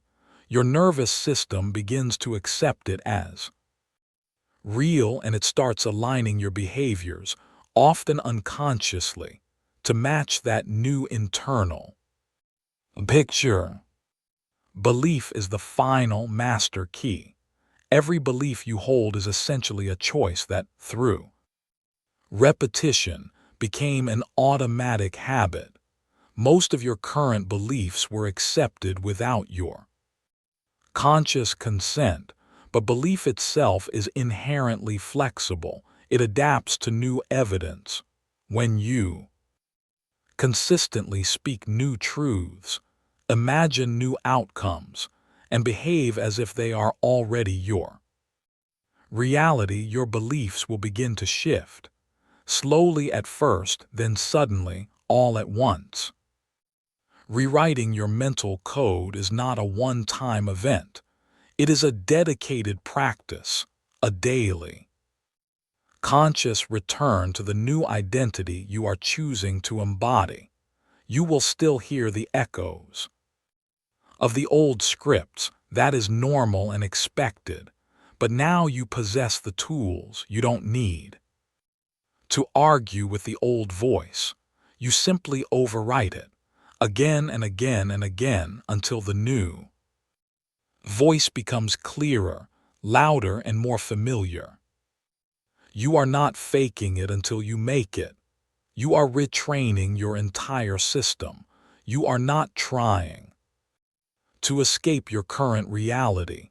You are actively shaping your future one, and your mind, like a well-written program, will faithfully follow the clearest, most consistent instructions it receives. Write your code consciously. Visualize your outcomes deliberately. Believe through consistent repetition, and the internal program will begin to shift, line by line, thought by thought, until your inner world becomes the true source code for a brand new life. Affirmations are often misunderstood and therefore underutilized. Many people repeat positive statements with a sense of hope, but experience little to no tangible change. I am abundant, they say, while their body simultaneously tightens with a visceral sense of lack. I love myself. They whisper, but an inner voice of shame continues to echo. The problem is rarely the statement itself. It is the profound disconnection between the words being spoken and the current state of the nervous system.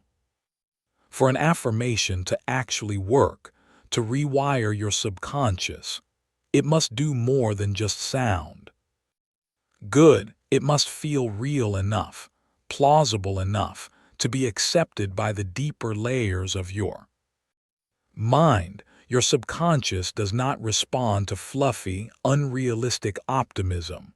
It responds to familiarity, to genuine emotion, and to consistent repetition.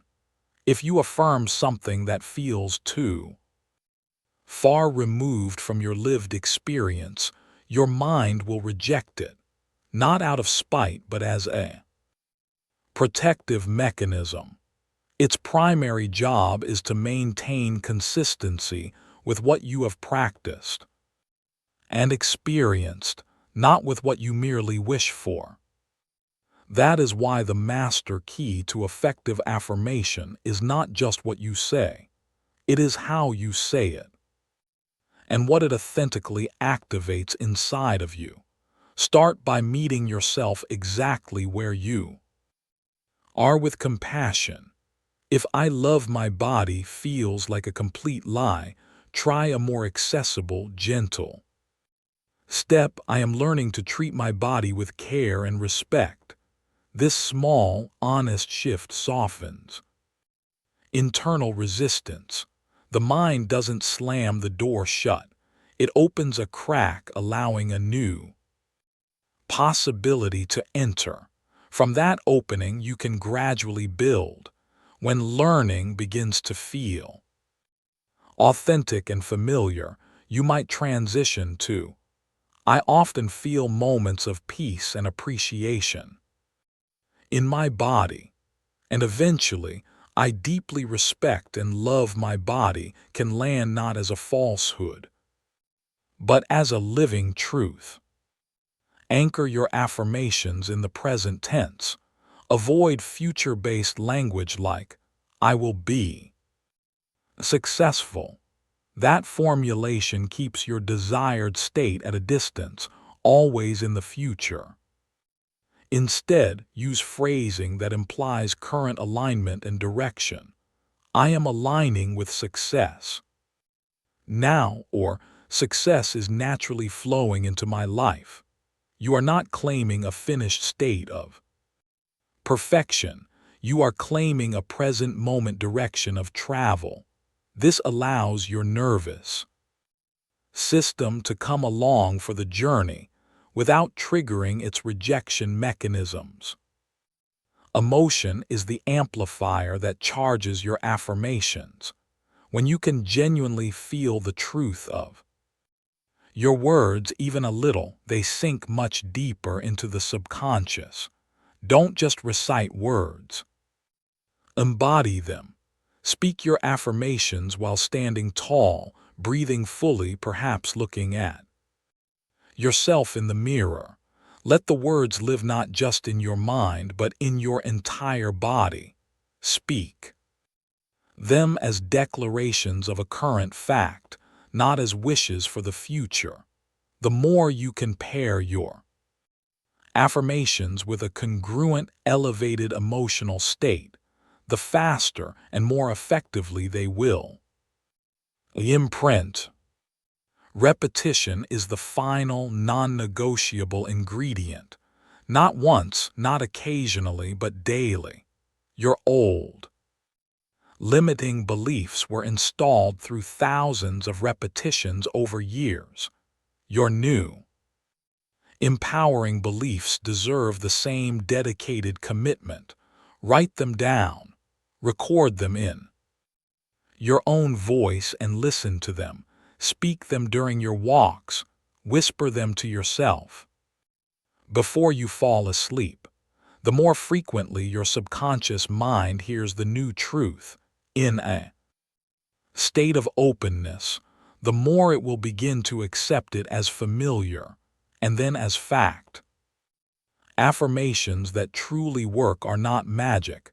They are consistency in motion. They are consciously chosen statements that artfully bypass internal resistance, gently stretch your sense of possibility, and slowly, inevitably become your lived reality. You do not need to fully, 100%, believe them at the very beginning. You just need to practice them daily with as much genuine feeling as you can muster. And then, one day, without even noticing the exact moment of transition, you will realize you are no longer affirming the new truth. You are simply living it. Identity is the ultimate foundation of all behavior. You will always, inevitably, act in alignment with who you believe yourself to be at your core. That is precisely why lasting, transformative change does not come from merely trying harder. It comes from becoming someone different. When your internal self-concept updates, your outer world has no choice but to adjust itself to match. This is not about pretending to be someone you are not. It is about consciously, deliberately choosing the version of you that is a match for your vision, and then stepping into that identity fully. Most people attempt to change their actions without first upgrading their identity. They want to be confident, but they still see themselves as an insecure person. They want to be successful, but they still carry the internal label of struggler. They affirm new outcomes while unconsciously clinging to old self-definitions. The result is constant internal conflict. The subconscious mind will always, eventually, pull behavior back into alignment with the dominant self-image it holds. To create genuine, lasting transformation, you must update that core self-image. Begin by clearly identifying the version of you who already lives the life you desire. How does that version of you think? How do they respond to challenges? How do they carry themselves in the world? You are not engaging in fantasy. You are consciously designing. This future self is not a fiction. It is a reflection of your own highest potential, waiting to be activated and embodied. Next, bring that version of you into your present moment reality. Speak as they would speak. Make decisions from their perspective.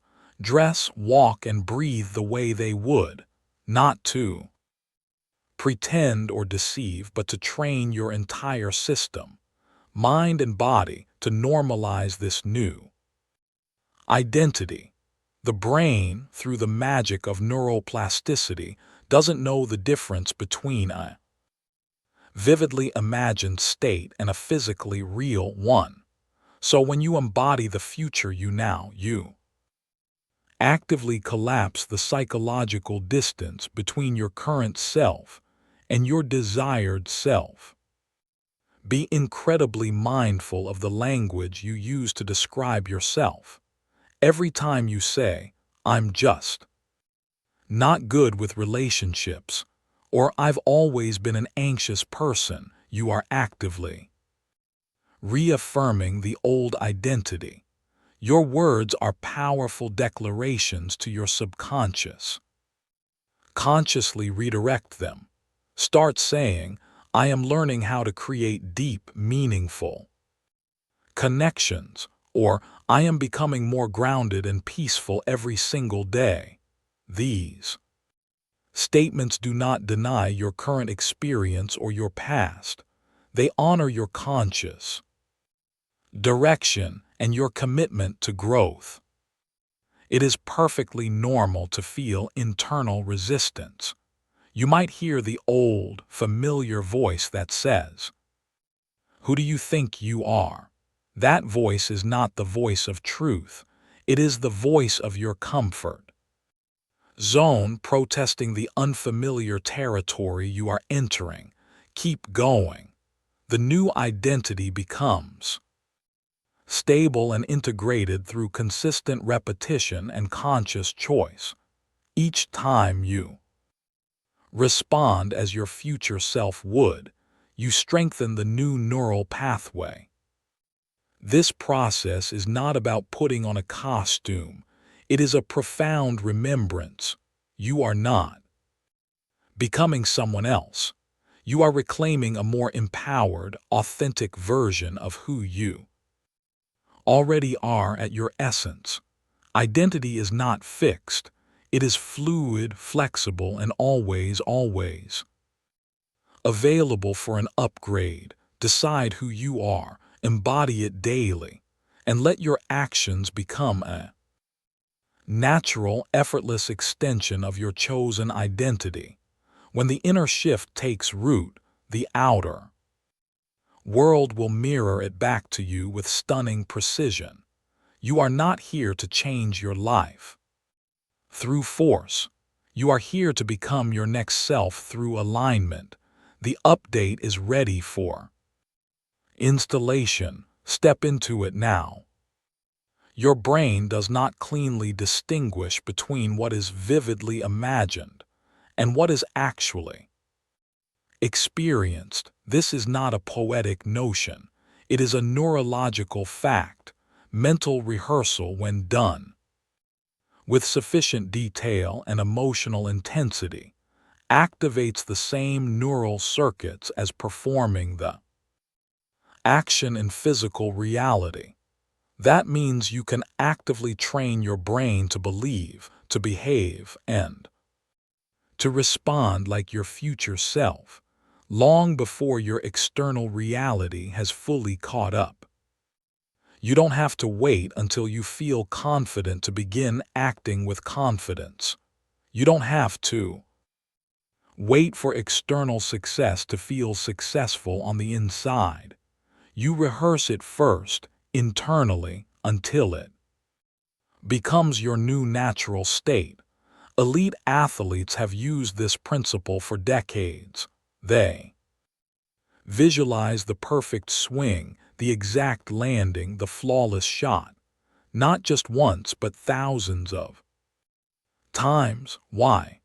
Because each mental repetition wires the brain and body to expect that specific result. And when the actual moment arrives, they are not guessing or hoping. They are executing a pattern they have already deeply ingrained. You can apply this exact same principle to any area of your life you wish to transform. Confidence, creativity, focused concentration, a sense of abundance. It can all be practiced mentally before it becomes visibly manifest. Begin by defining your future self in rich, vivid detail. Who is this version of you who has already arrived at their destination? What are their first thoughts upon waking? How do they move through their day? What kind of energy do they radiate? What do they no longer tolerate in their life? Be specific. Engage all your senses. The clearer and more detailed the internal image, the stronger the neurological imprint. Then rehearse it. Sit in a quiet space each morning and consciously step into their shoes. Close your eyes and see the world through their eyes. Speak your internal dialogue the way they would. Feel what it is genuinely like to walk through the world as this version of you. Anchor the entire experience with authentic, elevated emotion. Your subconscious mind is shaped far more by repetition and feeling than by cold logic. As you rehearse this daily, something profound begins to shift. The brain starts to treat this future version as familiar, even safe. The body starts to respond to that identity as its own. And before you even realize it, you begin making different choices in your daily life. Not because you are forcing yourself, but because your inner world has already adapted to a new normal. Mental rehearsal is not about pretending, it is about pre-aligning. You are not faking it, you are activating a latent potential. You are giving your entire nervous system a new baseline to operate from. And when life subsequently presents you with opportunities, you don't freeze with doubt, you move with a sense of certainty, because your brain has, in a very real sense, already been there. Don't wait for external proof to begin your transformation. Become the living evidence yourself. Practice who you want to be until that version of you feels more real, more authentic than the one you have outgrown. And when it does, your external world must, by the laws of resonance and perception, catch up. The future is not something you chase, it is something you embody. Now, through the powerful technologies of repetition, vivid imagination, and conscious choice, train for the life you desire by living it mentally first. That is the rehearsal, that is the code, and it is already working in your favor the moment you decide to begin. Thoughts create the basic structure, but emotion gives that structure life, power, and magnetic charge. You can recite the most perfectly worded affirmation 1,000 times, but if it is spoken in a flat, hollow, disconnected tone, it will not land in your subconscious. The subconscious does not primarily speak the language of intellectual logic. It speaks the language of raw feeling. Emotion is the activator. It is the spark that charges the entire circuit. Without it, you are like a person flipping a light switch on a wire that isn't connected to any power source. This is precisely why the moments that shape us most powerfully, both the painful and the empowering ones, are always saturated with intense emotion. A childhood rejection, a public failure, a moment of pure joy or love, these are not stored in the mind as neutral facts. They are stored as living, feeling imprints. The intensity of the emotion etches them deeply into the subconscious. That is the underlying mechanism, and it is the exact same one you can learn to use with purpose to reprogram your mind. If you want to install a new, empowering belief, you must pair it with the emotion that makes it feel undeniable. Don't just say, "I am powerful." Feel the visceral rush of remembering your own inner strength. Don't just think, "I am worthy." Let your entire body vibrate with the genuine sensation of being fully seen, loved, and accepted. That feeling is the actual message. That is what your nervous system truly listens to and accepts as real. Emotion creates a powerful resonance. When you generate a specific feeling state, whether it is joy, abundance, peace, or certainty, you become magnetic to life experiences that match that frequency. This is not mysticism. It is practical biology and psychology. Your brain begins to filter your perception of reality to find evidence that confirms the emotion you have embodied. You Start to notice different things. You respond to situations differently. You attract different people and opportunities. And that new alignment creates a powerful, positive momentum. But here is the critical catch. Most people wait for the outside world to give them permission to feel good, they say. Once I have the relationship, the money, the success, then I'll feel secure, happy and free. But that approach is backwards. Reality reflects your inner state, it does not create it. If you can learn to feel the desired feeling now, you instantly become a vibrational match for the outcome. This is how you actively collapse timelines.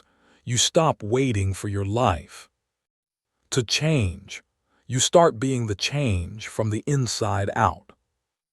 Practice feeling on purpose. Use music, movement, cherished memories, whatever tools help. You shift your emotional state.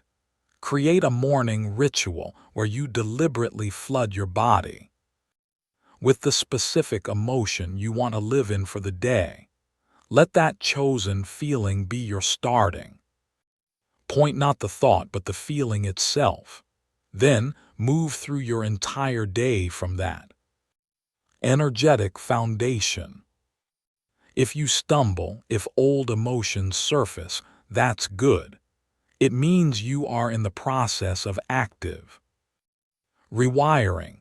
Feel them fully without judgment. Then consciously return to your chosen emotional state. Emotion is a skill. The more you practice generating it deliberately, the more mastery you gain over your entire internal world. This is the ultimate secret. Emotion is not the result of your circumstances.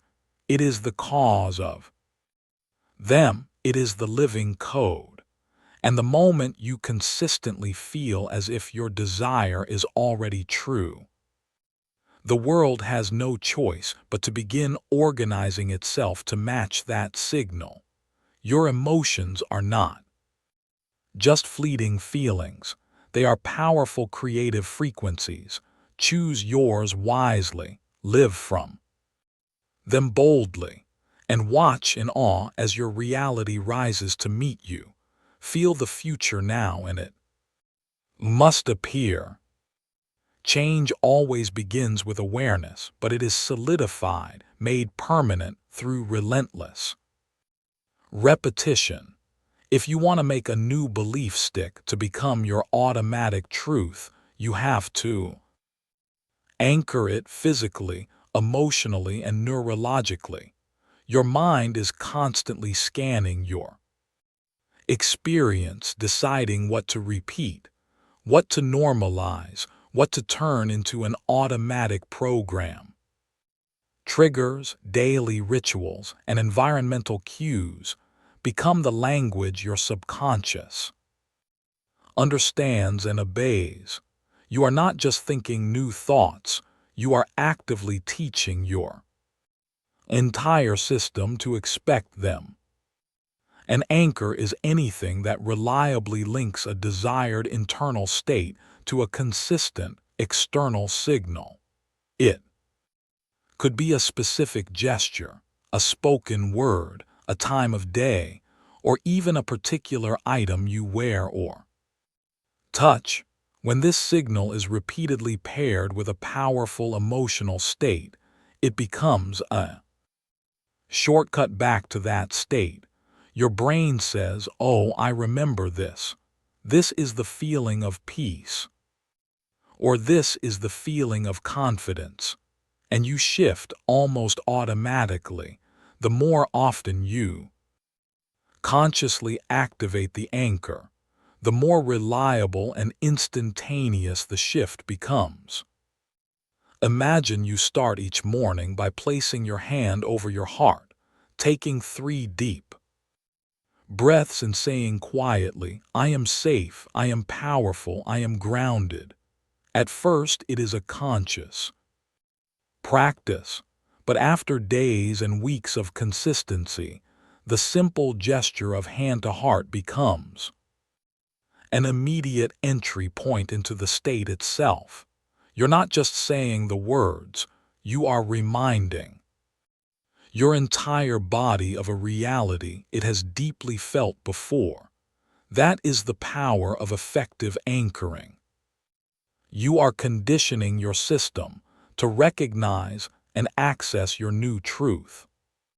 You can anchor a state of confidence to a specific piece of music. You can anchor deep peace to a certain pattern of breathing. You can link an empowering mantra to a physical action like gently tapping your chest or touching your wrist.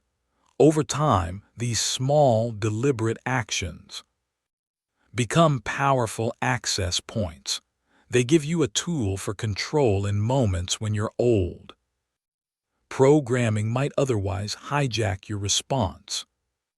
Rituals powerfully amplify this effect. When you create a supportive structure around your transformation, consistent morning routines, evening reflections, midday resets, you send a strong signal to your subconscious. This is who I am now. This is my new normal. You are not trying to change. You are actively reinforcing the change that is already happening. Rituals do not need to be long or elaborate. What matters most is their consistency and the level of emotional engagement you bring to them. When you pair clear intention with devoted repetition, you are hardwiring new pathways into your brain. Environmental cues are also incredibly potent. The space around you is constantly speaking to your nervous system. What is the first thing you see when you open your eyes in the morning? What reminders are placed in your environment? What colors, scents, or symbols represent the version of you you are becoming? Make your physical environment a dedicated ally in your transformation. Let it echo your new identity back to you rather than reflecting your past. Anchoring is not ultimately about discipline or willpower. It is about intelligent, conscious design. You are designing a system, using gestures, rituals, and environment that supports your new self. Even on days when your motivation feels low, you are setting yourself up to succeed, not through struggle but through seamless design. And with each anchor you install, your new identity becomes less of a conscious decision and more of an effortless default. You don't need to fight your old patterns. You simply need to feed your new ones. Anchor them. Ritualize them. Surround yourself with signals that constantly speak your new truth. Let your daily life become a living, breathing reflection of your inner alignment. This is how personal power becomes permanent, not through force but through flow, through conscious design, through anchored intention, repeated faithfully until your transformation is simply who you are. Words are not just sounds, they are spells. Every sentence you speak, whether to others or in the privacy of your own mind, is a declaration, a command, a seed being planted in the fertile soil of your subconscious. Most people speak unconsciously, completely unaware that their casual, offhand phrases are actively scripting their identity and their reality. I'm so bad with money, that's just my luck. I always get anxious in these situations. These are not neutral observations. They are instructions, and the subconscious mind listens and it obeys without Judgment. Your language actively shapes your reality. It reflects your current beliefs, yes, but more. Importantly, it reinforces them, making them stronger. Every time you say, "I'm stuck," you are entrenching that feeling of stagnation deeper. You are making the mental loop stronger, not because it is objectively true, but because you are repeating it. And repetition is a command to the brain.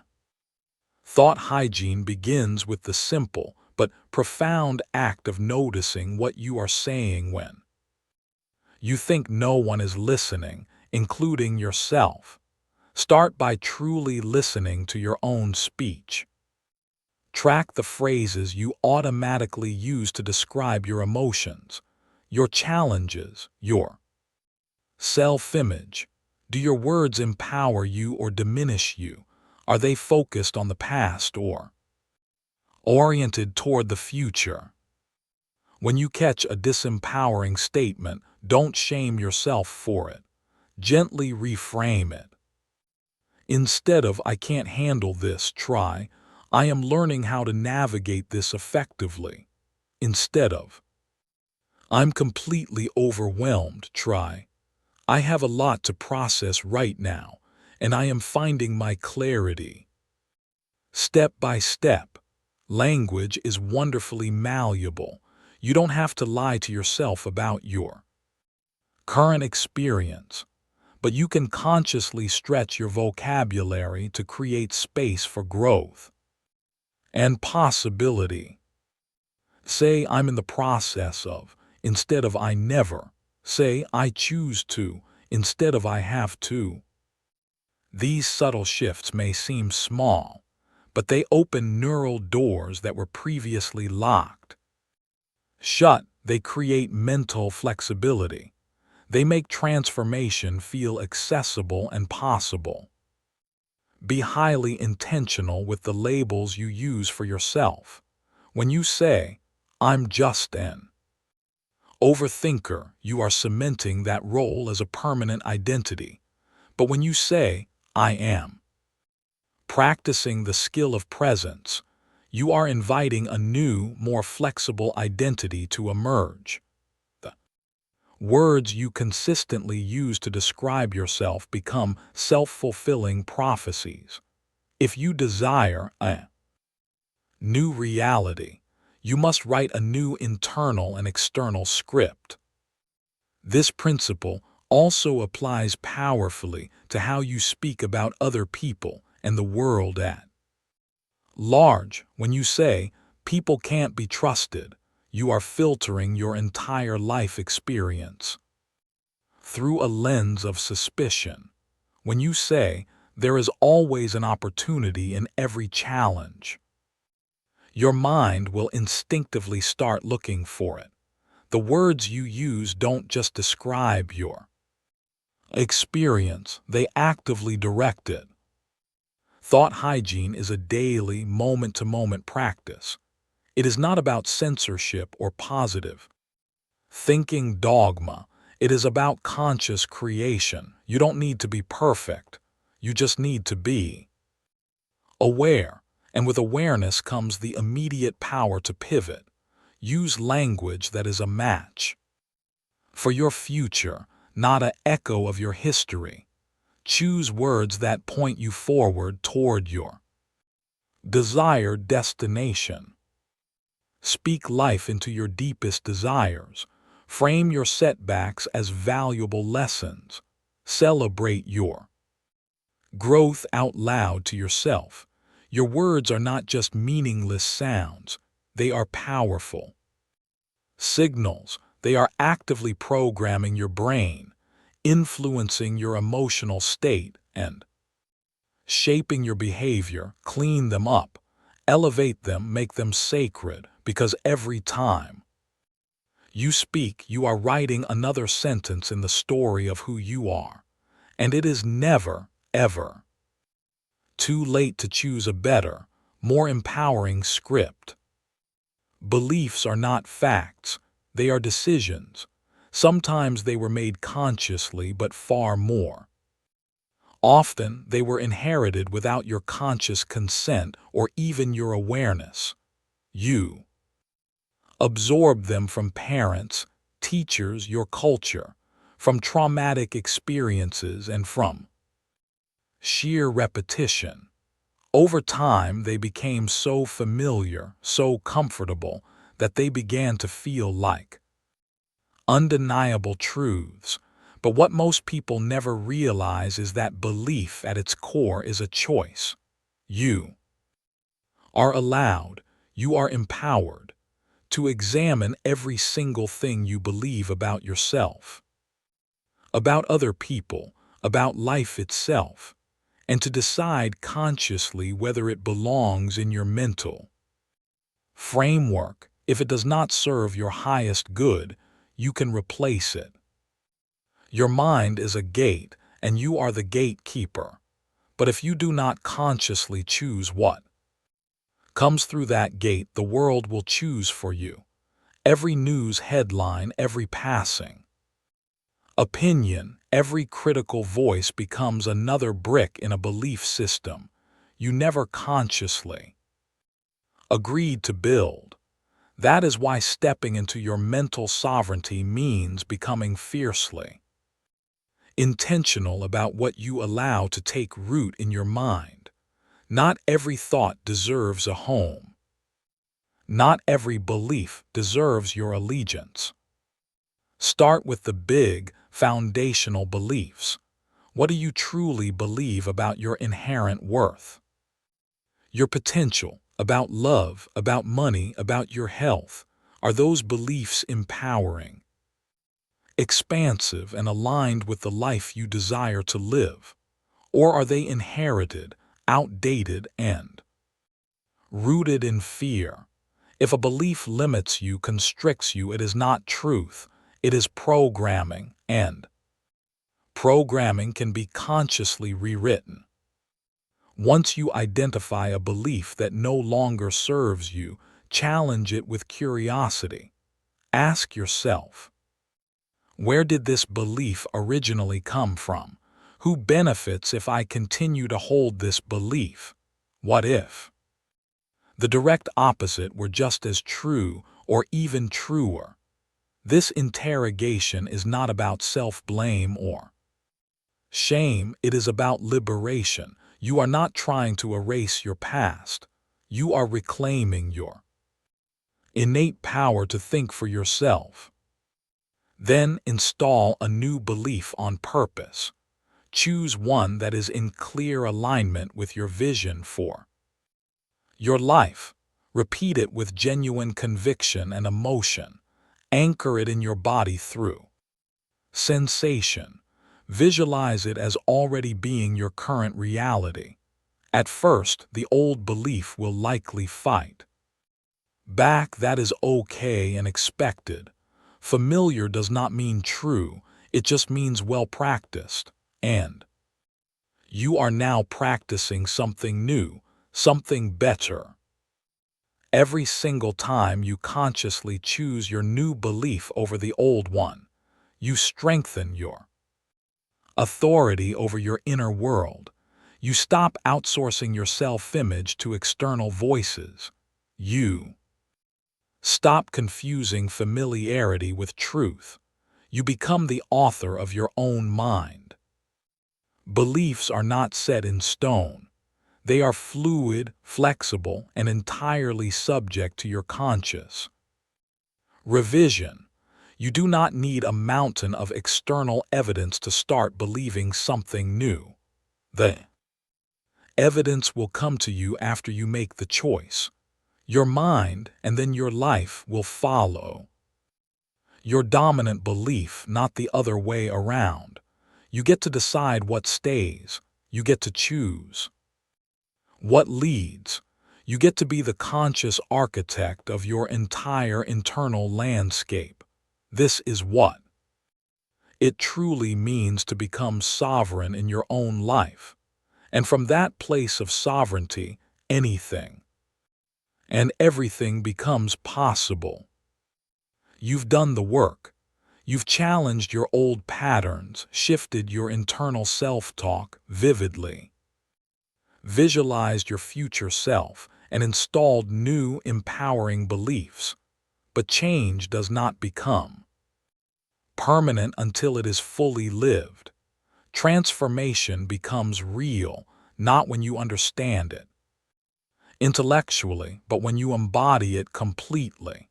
This is the integration phase where knowledge transforms into habit, and the new program becomes how you operate by default, without conscious effort.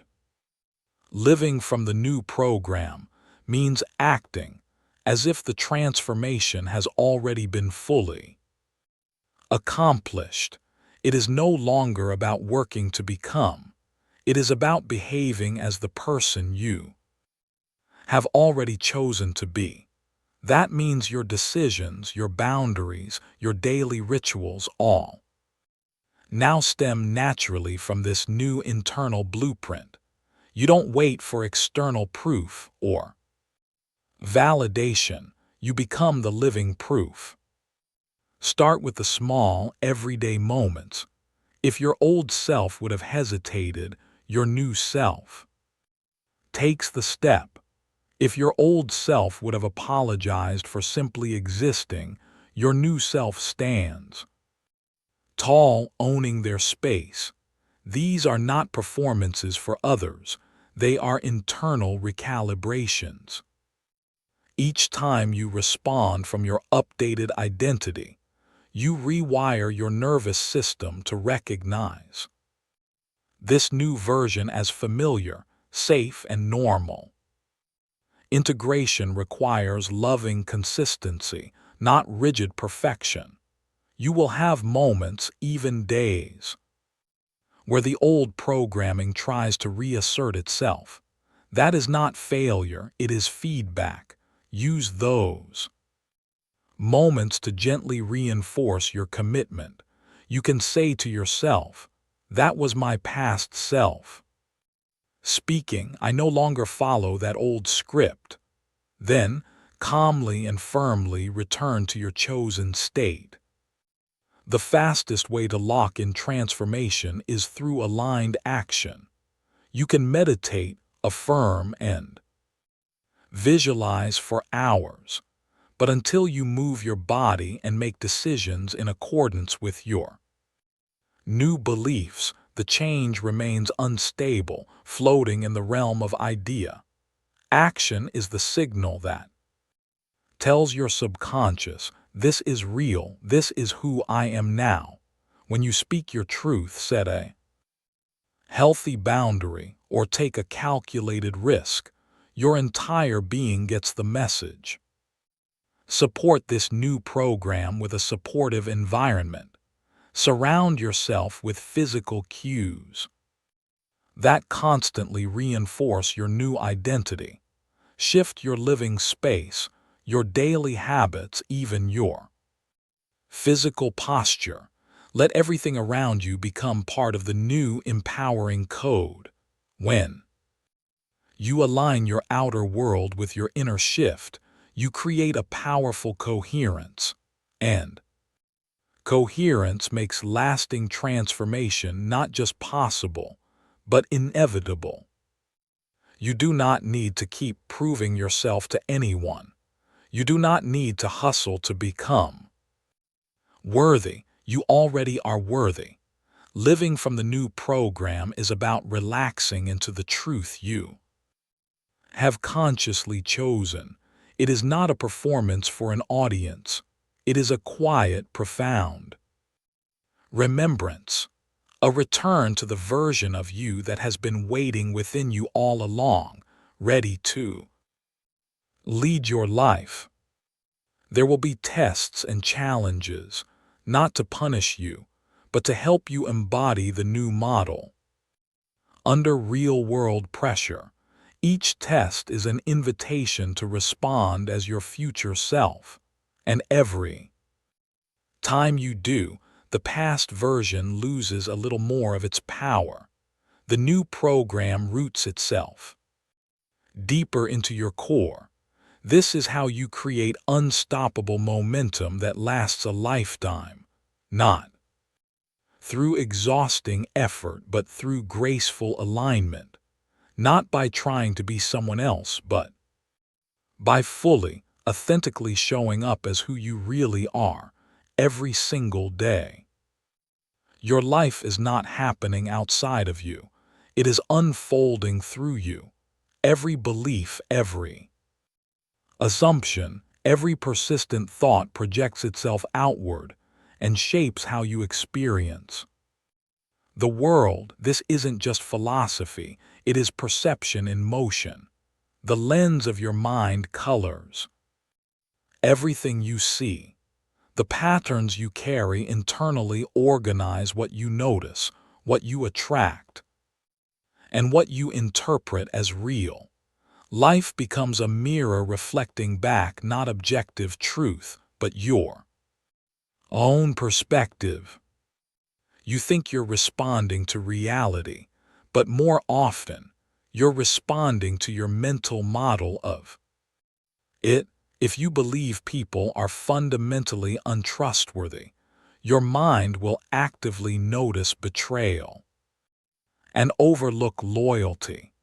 If you see yourself as a burden, you'll shrink in conversations and misread neutral responses as personal rejection. None of this is happening to punish you. It is simply your projection meeting its reflection. This is the quiet, immense power you have held all along. Change the internal projector and the images on the screen of your life will shift. Change the thoughts you consistently repeat, and the patterns around you will begin to dissolve. Reality is malleable, not because you force it to be, but because your consciousness actively organizes it. It all starts with awareness. Begin to notice the language you use almost automatically to describe your life. What do you expect will happen before you walk into a meeting? What underlying assumptions do you hold about your relationships, your finances, your health? These are not random thoughts. They are living codes written and reinforced over time. And those codes become the very structure your reality builds itself upon. You don't have to control the entire outer world to create inner peace. You just have to choose a more peaceful internal lens. The people around you don't need to change for you to feel loved. You just need to believe deeply that you are worthy of love, and the world will rise in its own time and way to meet that truth. This is not about blame. You are not at fault for every difficult circumstance in your life, but you are powerful enough to shift how you relate to all of it. The moment you change your inner stance, the external reflection must start to shift. Life bends organically around your belief system, not the other way around. Practice seeing your current reality as feedback, not as fixed fate. If the world feels chaotic and overwhelming, ask yourself, where is my own mind unsettled? If your path feels blocked, check in with your beliefs about what is possible for you. The goal is not to fix every mirror you encounter. It is to become exquisitely aware of the projector, your own mind. Your life is not a static, predetermined film. It is a living, dynamic creation shaped by your awareness, updated by your choices, and rewritten with every new belief you consciously accept as true. You are not a passive observer of your own story. You are the source. Change your thoughts, and your world will change with them. Not because you wish it so, but because Reality has no other choice than to mirror the mind that is beholding it.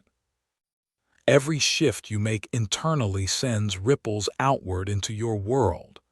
Your mindset is not an invisible, private thing. It is reflected in your tone of voice, your body posture, your daily decisions, your overall energy. The world responds, often in subtle ways you might not initially notice, to those ripples. This is the reality feedback loop in its most dynamic form. You think something, you feel something. You project it into the world through your being, and the world reflects it back to you, not as a reward or a punishment, but as a simple law of resonance. You begin each day broadcasting a specific frequency. Maybe it's confidence and optimism. Maybe it's dread and anxiety. That frequency then shapes your choices, how you speak to others, how you interpret events, how you move through your tasks. And from those aligned actions, tangible results form. Circumstances, conversations, opportunities, they all respond to the energy you have consistently broadcast. Most people miss this delicate interplay because the shifts are often subtle at first, but over time they compound dramatically. If you change your core belief from "I am not seen" to "I bring unique value," you will instinctively start making different choices. You will speak with more clarity, you will show up more fully. People will respond to that new energy. They will mirror it back to you. You will begin to see external evidence that supports the new belief, and that evidence in turn reinforces the new mindset. The loop strengthens powerfully in your favor. But the reverse is also and equally true. If you operate from a core frequency of lack, fear, or self-doubt, you will unconsciously create situations that validate those very emotions.